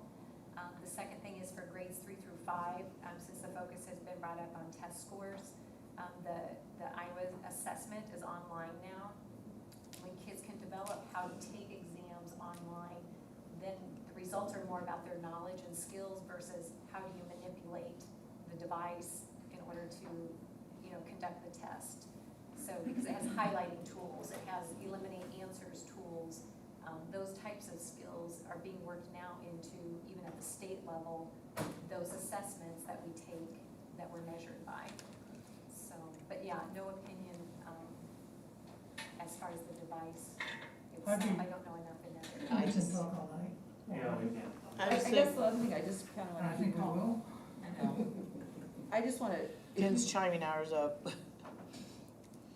how we define who we give Wi-Fi to is huge as far as the budget. I agree. So that's something to be careful about. And We're not voting on that tonight. No, and but it goes hand in hand with it though. Yeah. Yeah, it's something like, you're talking like $360 a year, potentially, per family or per device. hopefully I'll know. For those that are eligible, how do we define it? So our survey closes on the 24th, so I'll definitely know more after that. I would say, looking today, just sent out the survey Yeah. today, we've had great response, and it's been, there's like 925 spots in the every year. right, well, that's why I was asking if they turned them in at the end of the year, because partly I thought, so every year we're gonna be committed to buy new ones for all the new kindergartners coming in, or whatever. Yeah, usually we would cycle those out, we would figure out a rotation cycle. I mean, that's what I just So- I didn't want to commit us to maybe buying them every year. I'd like to move that we authorize the purchase of computer devices K through 5 at no more than $660,000. Pre-K or preschool? They're preschool too. Yeah. With a limit of $660,000, hopefully less. 617? 617. 620 or 660. Okay, motion made by Ken. Where'd you get the upper number from? Yeah, I have I have No, I mean, six. just like, where did the upper number, Well, the so the 600? upper number came by looking at the different models of Chromebooks that are available. So the upper model, we've been looking at touch screens Okay. all the way through. Because you were kind of comfortable Stylus. more near the 400, right? Yeah, I am, Okay. but again, If you can find them. I would say if those devices are still available, and I do know schools already that have run into, yeah, I wanted to order Model X, and it was not available anymore, so we had to look at the next one up. The 660 includes everything except for internet access. Right. And again, I don't look for it to cost that much, but just know that would be the absolute high end. Well, do we want to give him something that if he does only find ones that cause us to be like 600 and some thousand, that we reconsider? Is 400 versus 600 a deal breaker? I mean, that's all I'm wondering. That's the only thing I'm hesitating on. Do we have 600,000 every year, or every 3 years? Well, we wouldn't have to replace it with the same, and hopefully it dies down, cause it's availability that would drive it from 400 to 600. I'll say that the price probably isn't likely to change a lot, just to let you know. Prices have been relatively steady over the years from your minimum lowest end device to your highest end. They're still sub $300 device, sub $300. But if we wanna go low end, we can't find them, so we get a little bit higher end, it's not saying we have to keep those high ends in 3 years. True. We could go back down, you know, it's whether right now we wanna, do we wanna wait till we can find 400, or are we willing to just get what we can get at 600? I mean, that's an extreme example, but that's what I kinda see it as. Well, I said earlier, the minimum I would say is 417. Yeah, And I just don't, I don't know. I will say if you keep waiting, the chances of getting them available by the time school starts it gets slimmer every day. And you'll put the Irving order in first, more than likely. If we start, I'm serious, if we start, As I mentioned here, I'm gonna seek out two, I've got one quote, but I'm actually gonna end up seeking 3 different quotes. So that'll take a day or two, but then we'll get rolling as quickly as we can. Just know my intention would not be to order the highest end device. no, I guess I'm just trying to say, is the board comfortable knowing that, or is the board comfortable knowing that we might end up with devices that are above what we think they need to have, just to get them a device? Cause that's where your 600,000 is coming from. That would be give everybody a touch screen. Right, give everyone a touch screen, don't fine tune it to what they really need, but get them an electronic device. Whatever you guys feel comfortable with. Yeah. I'll say honestly, the chances of us having to buy everybody a touch screen, I don't think are great. At the same time, I don't wanna be held up by, okay, this is all that's available, now I have to wait till next month. Well, can we wait and see what your bid is and then say yes, and then, or if we have hesitation, Well, that's, like, okay. the next board meeting's not till July 20th. So if we wait till July 20th, it's probably not gonna happen. Unless we have a special board meeting. I'm comfortable in saying, which is why I made the motion. Yeah. Let's see if it can be done. He's gonna try and keep it less and all of that. But you get my point. My point is, when we do that, everyone's comfortable that he can't get the best deal. They can get something for 600 and some thousand, which costs the district maybe 200,000 than the thrifty way of doing it. Yeah, but what's our choice if he can't get it for 400,000? He has to go higher. So if we make him wait, it's not gonna change it. If we say come back to us first, he can come back and say, I couldn't spend the 400,000, but I get this for 519. So go ahead, he's gonna do that. When I put the top limit on it, does that make sense to you? Okay. And I just can't. Maybe Just let it move. you get the quotes, can you shoot us an email, or is that illegal? I can see the quote afterward, but I think making a motion on it would be inappropriate. is that something the technology board can take from here? The committee? No, this is a board action here. I know, but I mean, if we give him, if we make it and say 617,000, I'll definitely let you know. and you say, okay, I found him for 519,000. I mean, would everybody be comfortable him emailing out saying this is what I found? Or do we need to have a special board meeting? We might have to have a board meeting for me to email that to you. You can share information. Yeah, sure. Share information, you just can't have discussion. No, I mean, if they wanna wait and make an action after we found out the bids, I mean, I think, and Ray has kind of said this a couple of ways, I think if we wait, there's a good chance we're not gonna get them all at whatever price, if we wait very long. Definitely not getting by the start of the year. That's what I mean for the fall. Definitely not getting by the start of the year. So if we find anybody who wants to second my motion, yes. I'm waiting. I'm struggling with this. I mean, I see we gotta have them, because, If we say we have to have them, we've got the money for the upper end of it, then we should just say yes. I just kind of thought, like, just wanna make sure everyone was comfortable with the fact that by approving this, hopefully it's not the case, but if for some reason we're stuck with the higher end ones for everyone, are we trying to reconsider, like, do we give it to pre-K, do we give it to kindergarten? I mean, I just think, cause it's all about budget, and then we don't have the money maybe for some other things that we wanna do. I just wanna make sure people are comfortable that we've given a pretty broad range here, and he's gonna do his best, I get that, but it's a weird environment where maybe everyone's grabbing all these cheaper ones, and by the time we get in there, maybe all we've got is the higher end ones. I'm gonna say this, Carolyn, I don't know if this helps at all. Again, I will say, I don't anticipate at all that we will Okay. be at the high end. I just don't, but I want you to know, I mean, of course, it's that possibility. But I don't anticipate that. I really look for it to be around that. Well, we just can't, I'm just saying, this motion makes us not be able to complain if it comes in at 6, whatever. Well, we need to, either the motion will die for lack of second, or somebody needs to second it and take a vote here.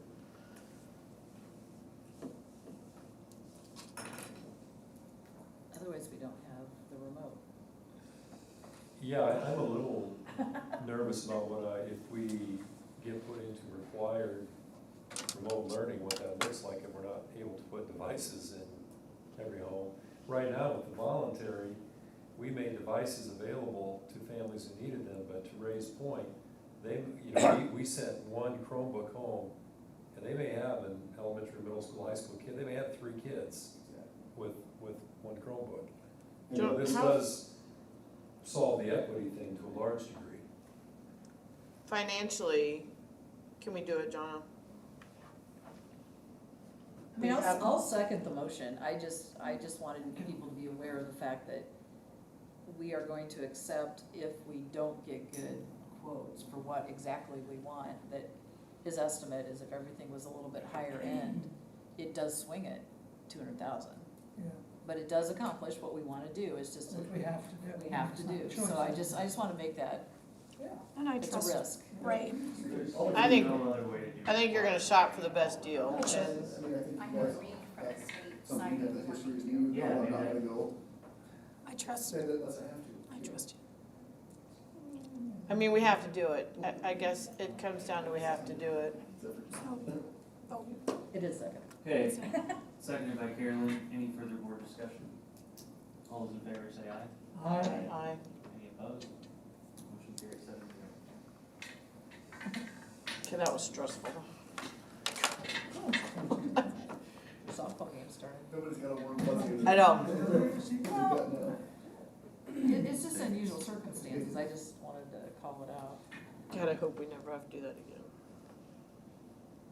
I think the equitable portion of it, I mean, we're talking about all the stress that the teachers will be on, I think that overrides anything. I think you have to give every kid equal opportunity if we are in that situation, and that's how we accomplish it. I think that's about all that needs to be said. I'll agree, just equitable without COVID. Okay, Alright. G5A, auditorium rating. We need to call a public hearing. Okay. So, we have somebody that needs to. They all have the best interest. Yeah, that's what they're waiting for. Okay, so. We just read it off of there. Yeah, you just, is there anybody here to speak Okay. for or against the proposed? Okay, sorry.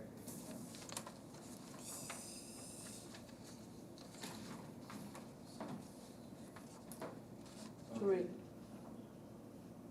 So is there anyone here to speak for or against the auditorium rating project? You do have on your table, the information, I did email you as well. Which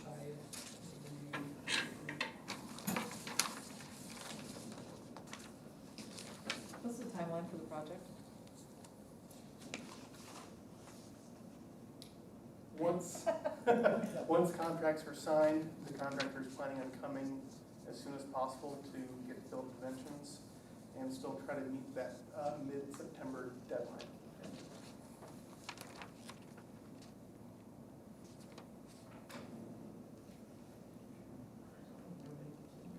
Okay, we'll close that meeting. Let's see, and then we'll move on to the actual approval.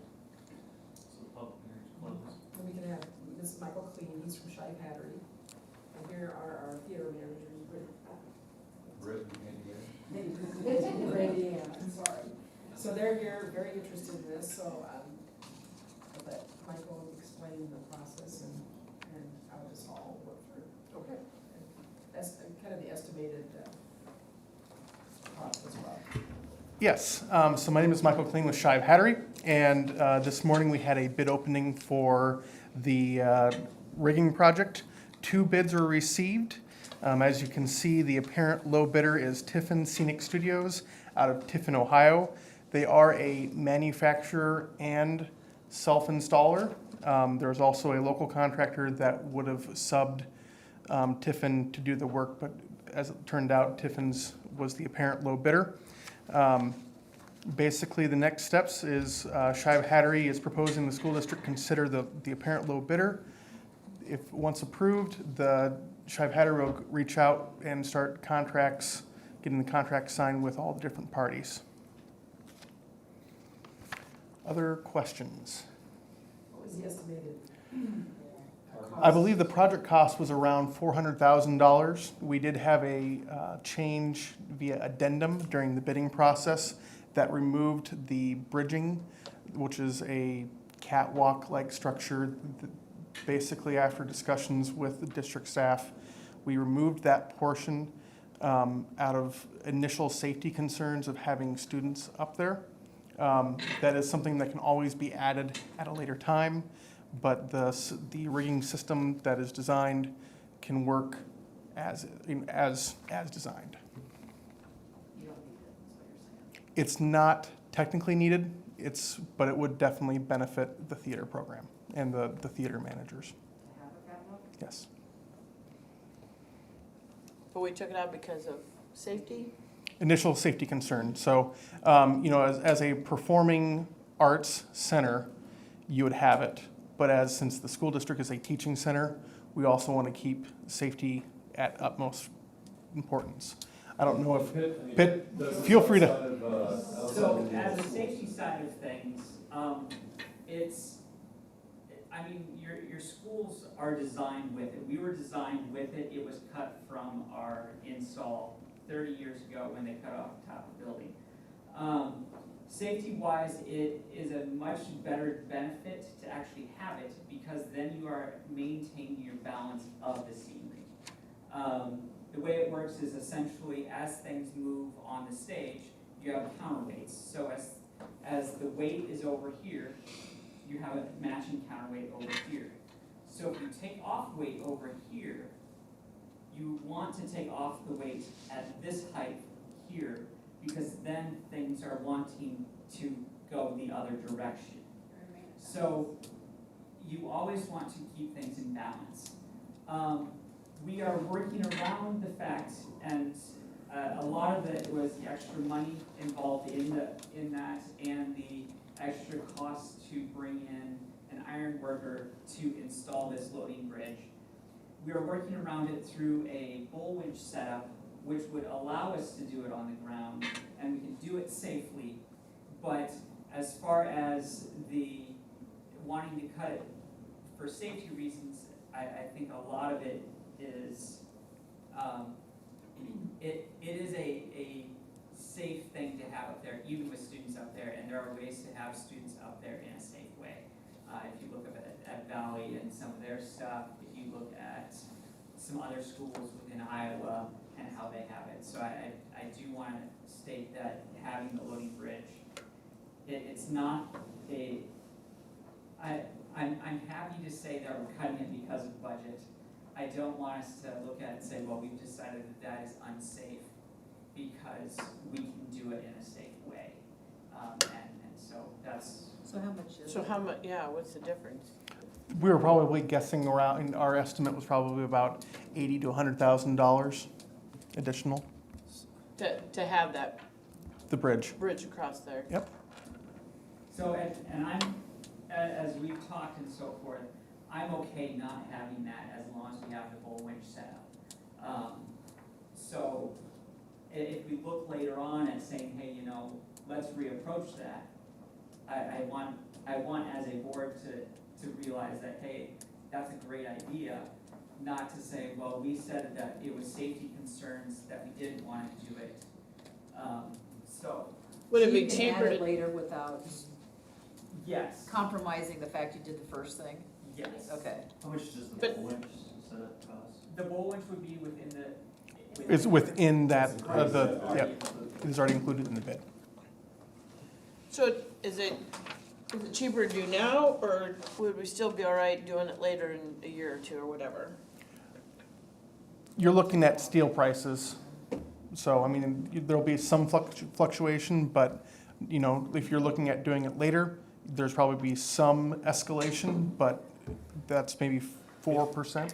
In terms of tonight, though, I mean, that was taken out of the bid specs, so right now it's, accept the bid, move forward, or Yep. if you didn't want, I mean, now really the road is go and do it later if we can. I would just like to say that he has done a lot of research and with the industry that we work in. When we came into the space, and we heard, and we looked at things and how they were maintained over the course of the year due to the monies that were available at the time, not by anybody else's blame.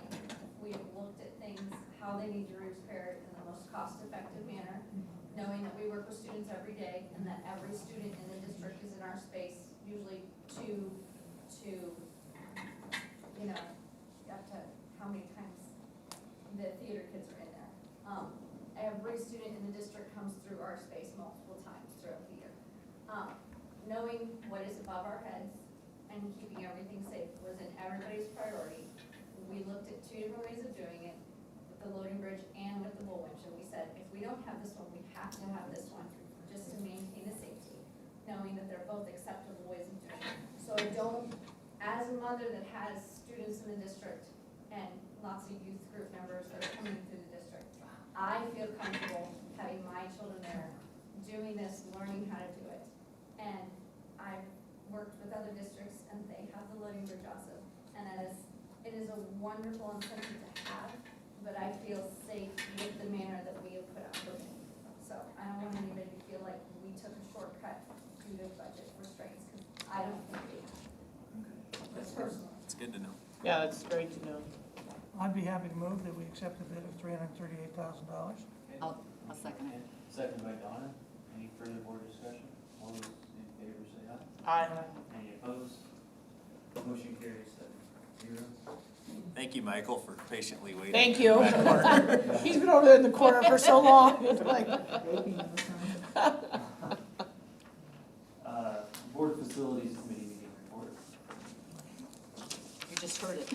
yeah. Yeah, no, for the childcare center and all that, that's Please, what's on all please this. don't like that, Steve, unless you have to. Donna, you wanna go? Yeah, I gotta find it though, because I, Yeah, yeah. thanks for sharing. both Yeah, of you. thank you. 242. We great. We're talking about class sizes and then the child center. Yeah, I was gonna talk about that. Okay, Facilities Donna, Committee you wanna meeting. handle You want me to talk now? Yep, go ahead. Okay. Thanks, guys. When we looked at the class sizes, and I don't know if you guys kind of see that right there, but we're really on the high end in most of the classes, and so we talked about some ways, for the district to try and reduce those class sizes. And one idea was to build an early childhood center on the west end of Irving. We already own that land and that great big lot up there where we could, and if we, did that, we would alleviate a lot of classroom space, at least for the kindergartens, possibly, and the preschools, and free up some classroom space. We don't have bonding capacity to build high school, or I don't even know what an elementary is, Donna. We didn't even talk about that, I guess. Probably 30 to 40 million. Yeah, and so we have to look at what our options are, because if you drive around and you see all these houses being built, and I just read all the new land plots that they just put out, so it's a lot. So I feel like we have to be proactive, we have to have some kind of vision about what we're gonna do to accommodate this, because we already know Emerson's bursting at the gills, we've heard that. There's no room at Whittier. I've walked Whittier 3 times now, and there's no room at Whittier. There's some room at Wilder, and there's some room at Irving, but that's it. And so these kids are, and that's part of the reason for the, teacher coach, or whatever we do, we have to do something, because these classes are too big. And so we have to be proactive. So that was just something we talked about. And then we talked about the rigging, and what else did we talk about? Coupling it with the facelift. The what? Oh, the facelift for the high school, and, yeah, and if we did do a bond issue or something with an early childhood center, if we had the daycare at the early childhood center, they could just go across the street to the pool, we wouldn't have to have busing in the summer and, you know, all of those things that we do. But, and then we talked about pairing that with, a facelift for the gym and the theater entrances to work on both of those because they're pretty outdated and people are. So anyway, they said sometimes it's easier to pass something if you do something for the little kids and something for the big kids, so. That was just an idea, I'm just saying we talked about it, so, anyway. That was it. I would definitely open up classrooms if you move those. Yeah, well, it's just it's a great space, it's close to the pool. Anything else on the facilities? Well, the rigging, and we did that, so. Alright, So I kind of assume that this information and those discussions kind of come back to like, you know, more strategic view of like, what are we thinking has the most impact? And then how do we get it done? Because, you know, is it like we go after, you know, kindergarten, pre-K through first, or I mean, you know, like and that's where I would rely upon you guys, like where is there the most impact? Is it class size, is it this, is it that? And then if it is class size, then where are you really talking about? Like, you know, is it every grade? Is it just the first, I mean, like, we have to kind of ease into it, because obviously if we could afford to do everything, we'd be doing a lot of it, and so I think we're gonna have some tough decisions, so I'd like to kind of, I hope that this is like good information to kind of get that, those harder conversations going. Right, and you know, when we refunded that last big bond issue, the comment was made that it's probably 3 years out. So this is this is just discussion. Right, this is just a This is where discussion, it kind of- Carolyn, yeah. As we discuss some things, so I mean, as we look at forward, we want to think through in the strategic plan or Right. discussing that. I think that's where the next step. And I think, Carolyn, you're right, when we start talking, going back to our district goals as a school board, what are some of our focus points? And maybe class size is a focus point for us, and then we start talking about it that way. any other discussion on this? Okay. Board Finance Committee meeting report?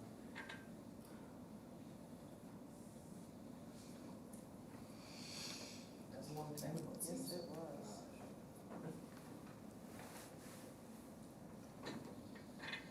Well, you know, that started off with a review of, where we're saving money and where we're spending money. And on the report, I told you the replacement savings from the retirement program are $521,000. To fill those positions cost $379,000. And then the raise for staff, you know, the whole district coming back was $660,000.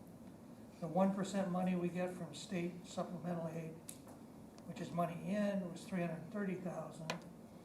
And which gives us a net total of minus $188,146, which is not, in that section, so we're down 188.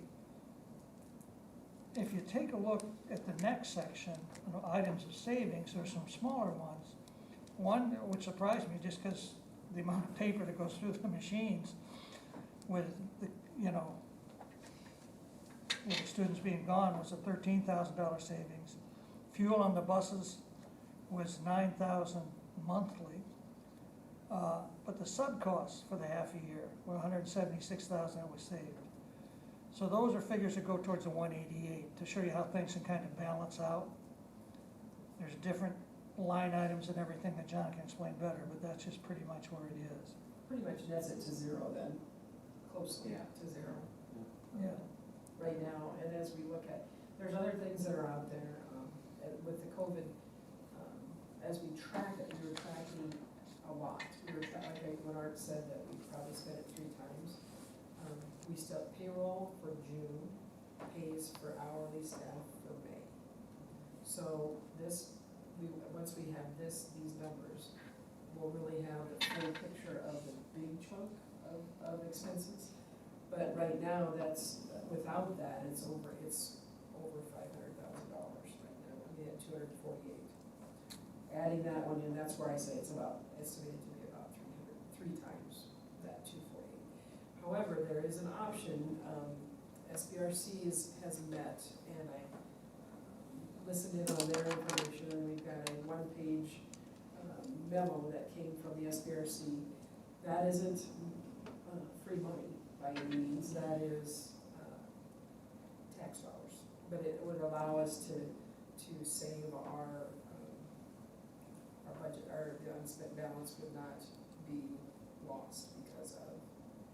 The SBRC, that's the School Budget Review Committee, and they will meet and entertain requests for additional spending authority, is what John is talking about. So potentially we could get the authority to spend, then it becomes a matter if you have the ability to cash reserve or to tax and put some money behind that authority. So those are the pieces that we heard. There also is rumblings that there might be another round of funds. We don't know that for sure. And Jen and I differ on how to explain this, because all the money that she's counting towards COVID, which we can use for that 280,000, we already had budgeted in our general fund. We did.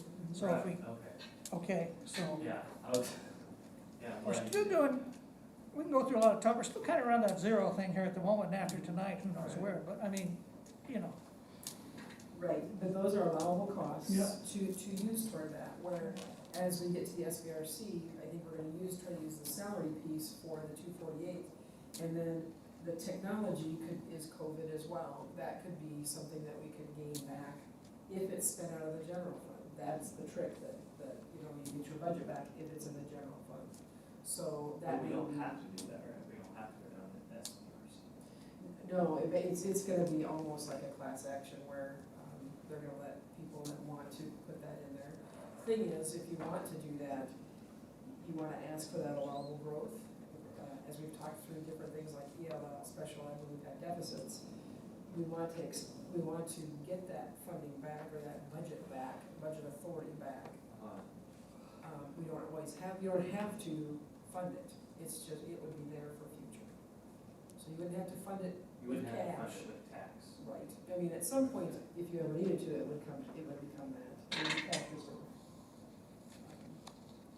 And an aside on finance, I just happened to notice, the Iowa legislature did finally adjourn, and they passed a budget which left the amounts for schools the same as it was.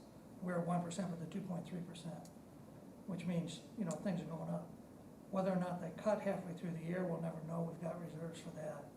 But they left it alone. People were a little worried that they might be going to reduce that a little bit, but they didn't. Okay. So, Okay, thanks, Ken and John. Monthly financial reports. Now, this is for March, again, it's older, trying to, with our limited staff, we have April about ready to go, it'll be coming in. But as you look at this, one of the things that I like to look at, I watch this monthly, is our self-funded insurance.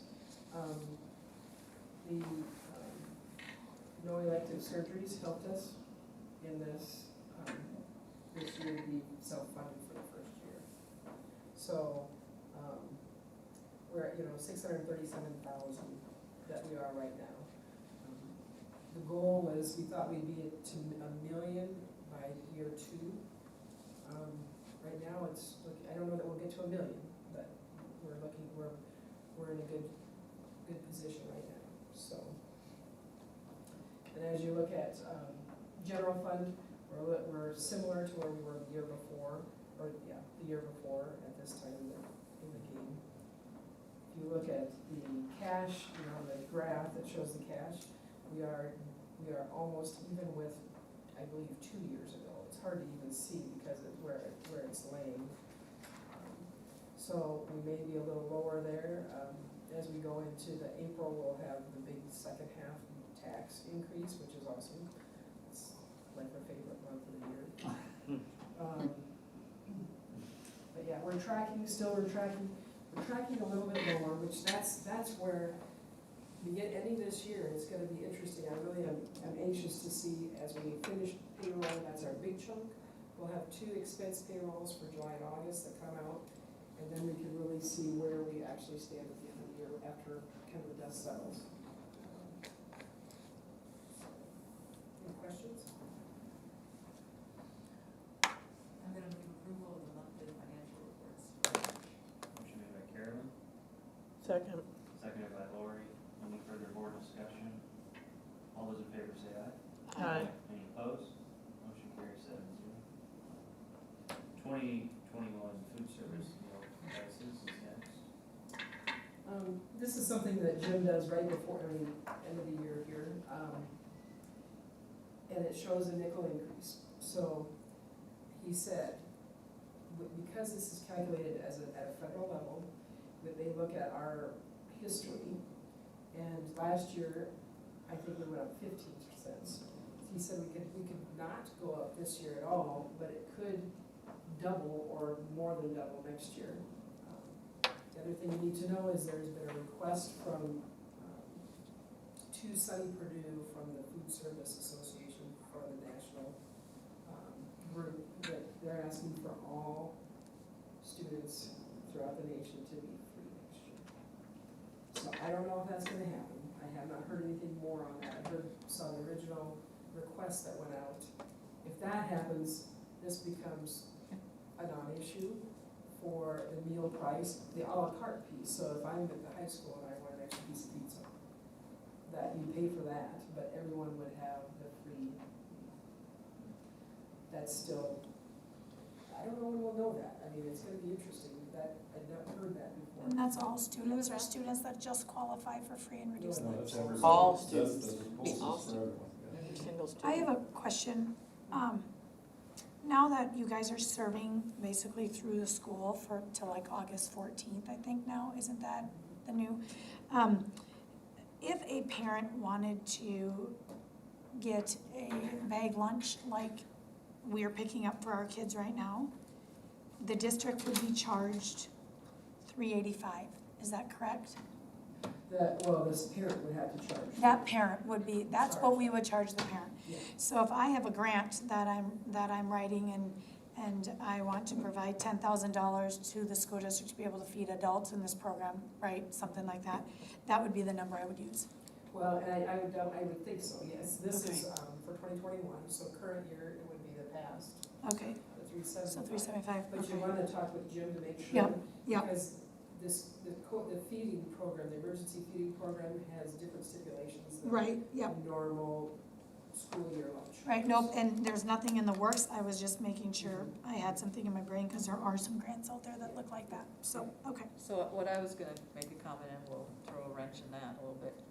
I was curious to why, is it possible to charge like $5 for the adult lunch and then have that offset the unpaid balance? Oh, No, because. Cause it's like $3.85, I mean, I know, adults could, I mean, teachers could pay $5. yeah.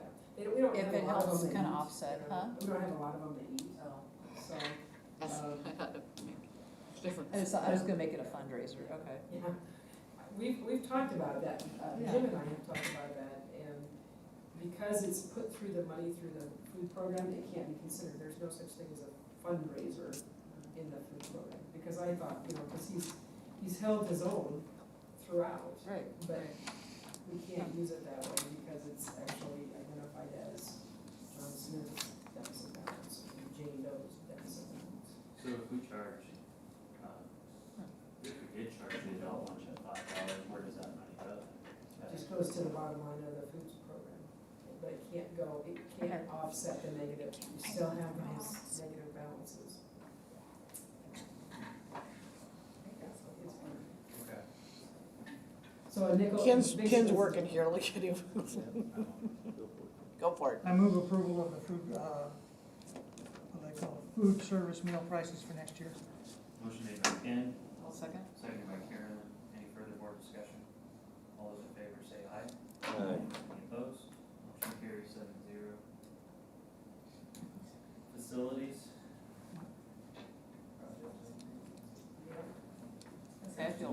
because I remember the old ceiling projectors being the new ceiling projectors. I've been on it too long. We were excited, that was good technology. It was, yeah. So is Whittier, when are they slated in the middle school? We Yeah. have slated for- They're already done, for the flat panels, Oh, flat. I think the flat panels are everywhere. they're all done now. And the Irving walkthrough's on schedule for this week? The roof. For the roof, yeah. Yep, good. Everything going well on time with the stadium? Yeah, we're supposed to receive, the turf should be coming in Wednesday. That's its schedule for that. Cause right now it's the gravel and the drainage right now, so as you come in, you'll see, they laid it, I need to watch it because they lay down all the dirt and then they cut out like the hash marks and put the white in. I didn't know that. Oh, I thought it was painted. Well, I didn't know that, I thought that it was part of, I didn't know. So if you wanna, come here and stand on the deck, you can watch. You can watch. and When see. is that starting? It's supposed to be Wednesday? Wednesday. Is when they're scheduled to deliver, so. Okay. I can get you 30 retired guys out there to watch it full time. There's a table with 4 chairs, so 30 might be too many, but 4 would work.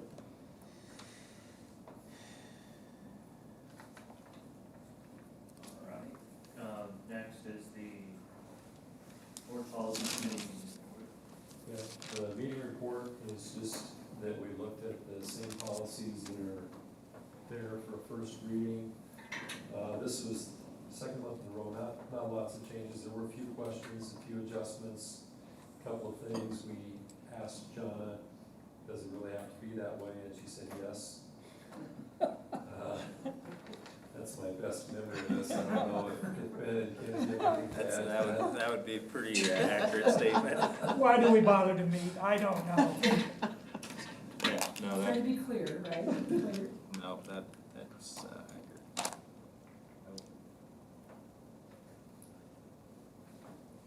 We have to make motions on all these? Yeah, we can do them as a group. Last month, the board decided to waive the second reading. I'm not uncomfortable doing that with this, but if you want 2 readings, this would be a first reading. I don't think there was any substantial change at all. It was just more or less checking with Jonna to make sure everything was good on the financials, so I wouldn't have any issues with waiving and going straight to the second, approval of the second reading. I don't know. Ken, what's your thoughts? Just make a motion, sounds great. All right, I'll make a motion then to waive the first reading, goes straight to approval of the second reading of board policies 700 through 704.6.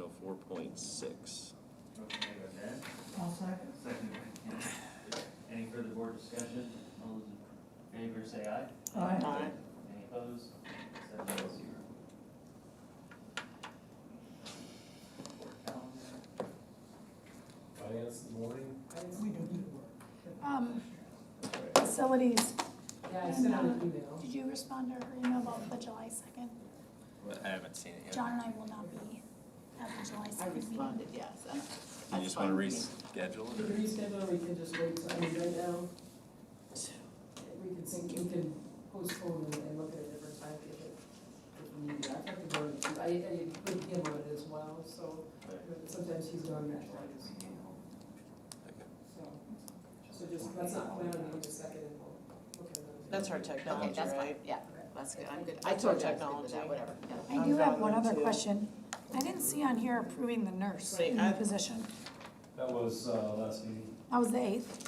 Oh, yeah, that one was.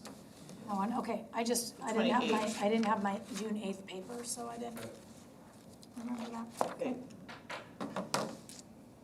Cool. It's graduation, right? Any other questions? Shall we go? Yeah, you guys all should have received, if you're attending graduation, you should have received an email from Mr. I'm not sure. I'm trying to reschedule a fishing trip to Missouri, or to Minnesota, so if I can get it rescheduled, I'll be here. But I'm still waiting to see if they'll reschedule me. Why would you reschedule that? It's God's had a lot of country up, kids that's graduating God's that- country up there. I kinda wanna be there, but Can I ask who's going to graduation? I am. 1 through 3? Will likely, I have to make sure I'll know by, I think Thursday was the deadline of this week, is that right? Or Yeah. Yeah, I think so, they're hoping to run it. I thought- I'm hoping to be able to go. That's Yeah, I got a little bit of mixed feelings. I'm trying to stay away from going through things with They just said, age and stuff, but is that gonna look bad to the people? There's only, I don't think, no, I don't think it will, I don't think anybody will think twice about not having a full Okay. board up there. Especially this, and we're limiting attendance. We're not shaking hands or We're anything, not are we? shaking hands, we're doing a handoff, we're handing the diploma, we're not shaking hands. People With will be gloves, gloved right? up. Yeah, Are they taking pictures I think Tim McConnell still plans to be there, as we, yeah, I know. I mean, that's not 6 feet. I mean, I'm just saying, that's not 6 feet. So Carolyn, you and Ken aren't gonna be there, so just you three? I'll- And maybe Ben and I I? hope to be, I just need to I need to finalize I the schedule. I'll know by Thursday if No, I I'm gonna think be able to this get year my, we will- okay, well, I just, you know. So just so I'm right, we just have one board meeting. The next time we meet is July 20th. Unless we need a special meeting for something. Okay. Ray, if I get that changed, I'll be here. If not, we were supposed to leave to go fishing. I have some questions for you. So Yeah, I would hope so. I'm just trying to find out if I can, if they will What did you say? refund me and put another date, but There's still tweaks, but. right now they're kind of being jerks about it, so. Well, Not it's sure like, I'm gonna get it, we have because to they said go check on a box thing and come in. assurances, just like what approach. The Airbnb will let me, Not or at all. Airbnb will let me in there, so it's okay, so. Hey, Rob, Hey, are have we, Yeah, do we we supposed to do? is- we adjourned? I'll move to adjourn. Oh, Don't worry about it. You break that, but I have kids and I. No, not something. I have a question. Carolyn? Yeah, I just. All those in favor say aye. Aye. You guys are- It's a pleasure sitting next to you again, young man. It was. Good luck with baseball. I'll either see you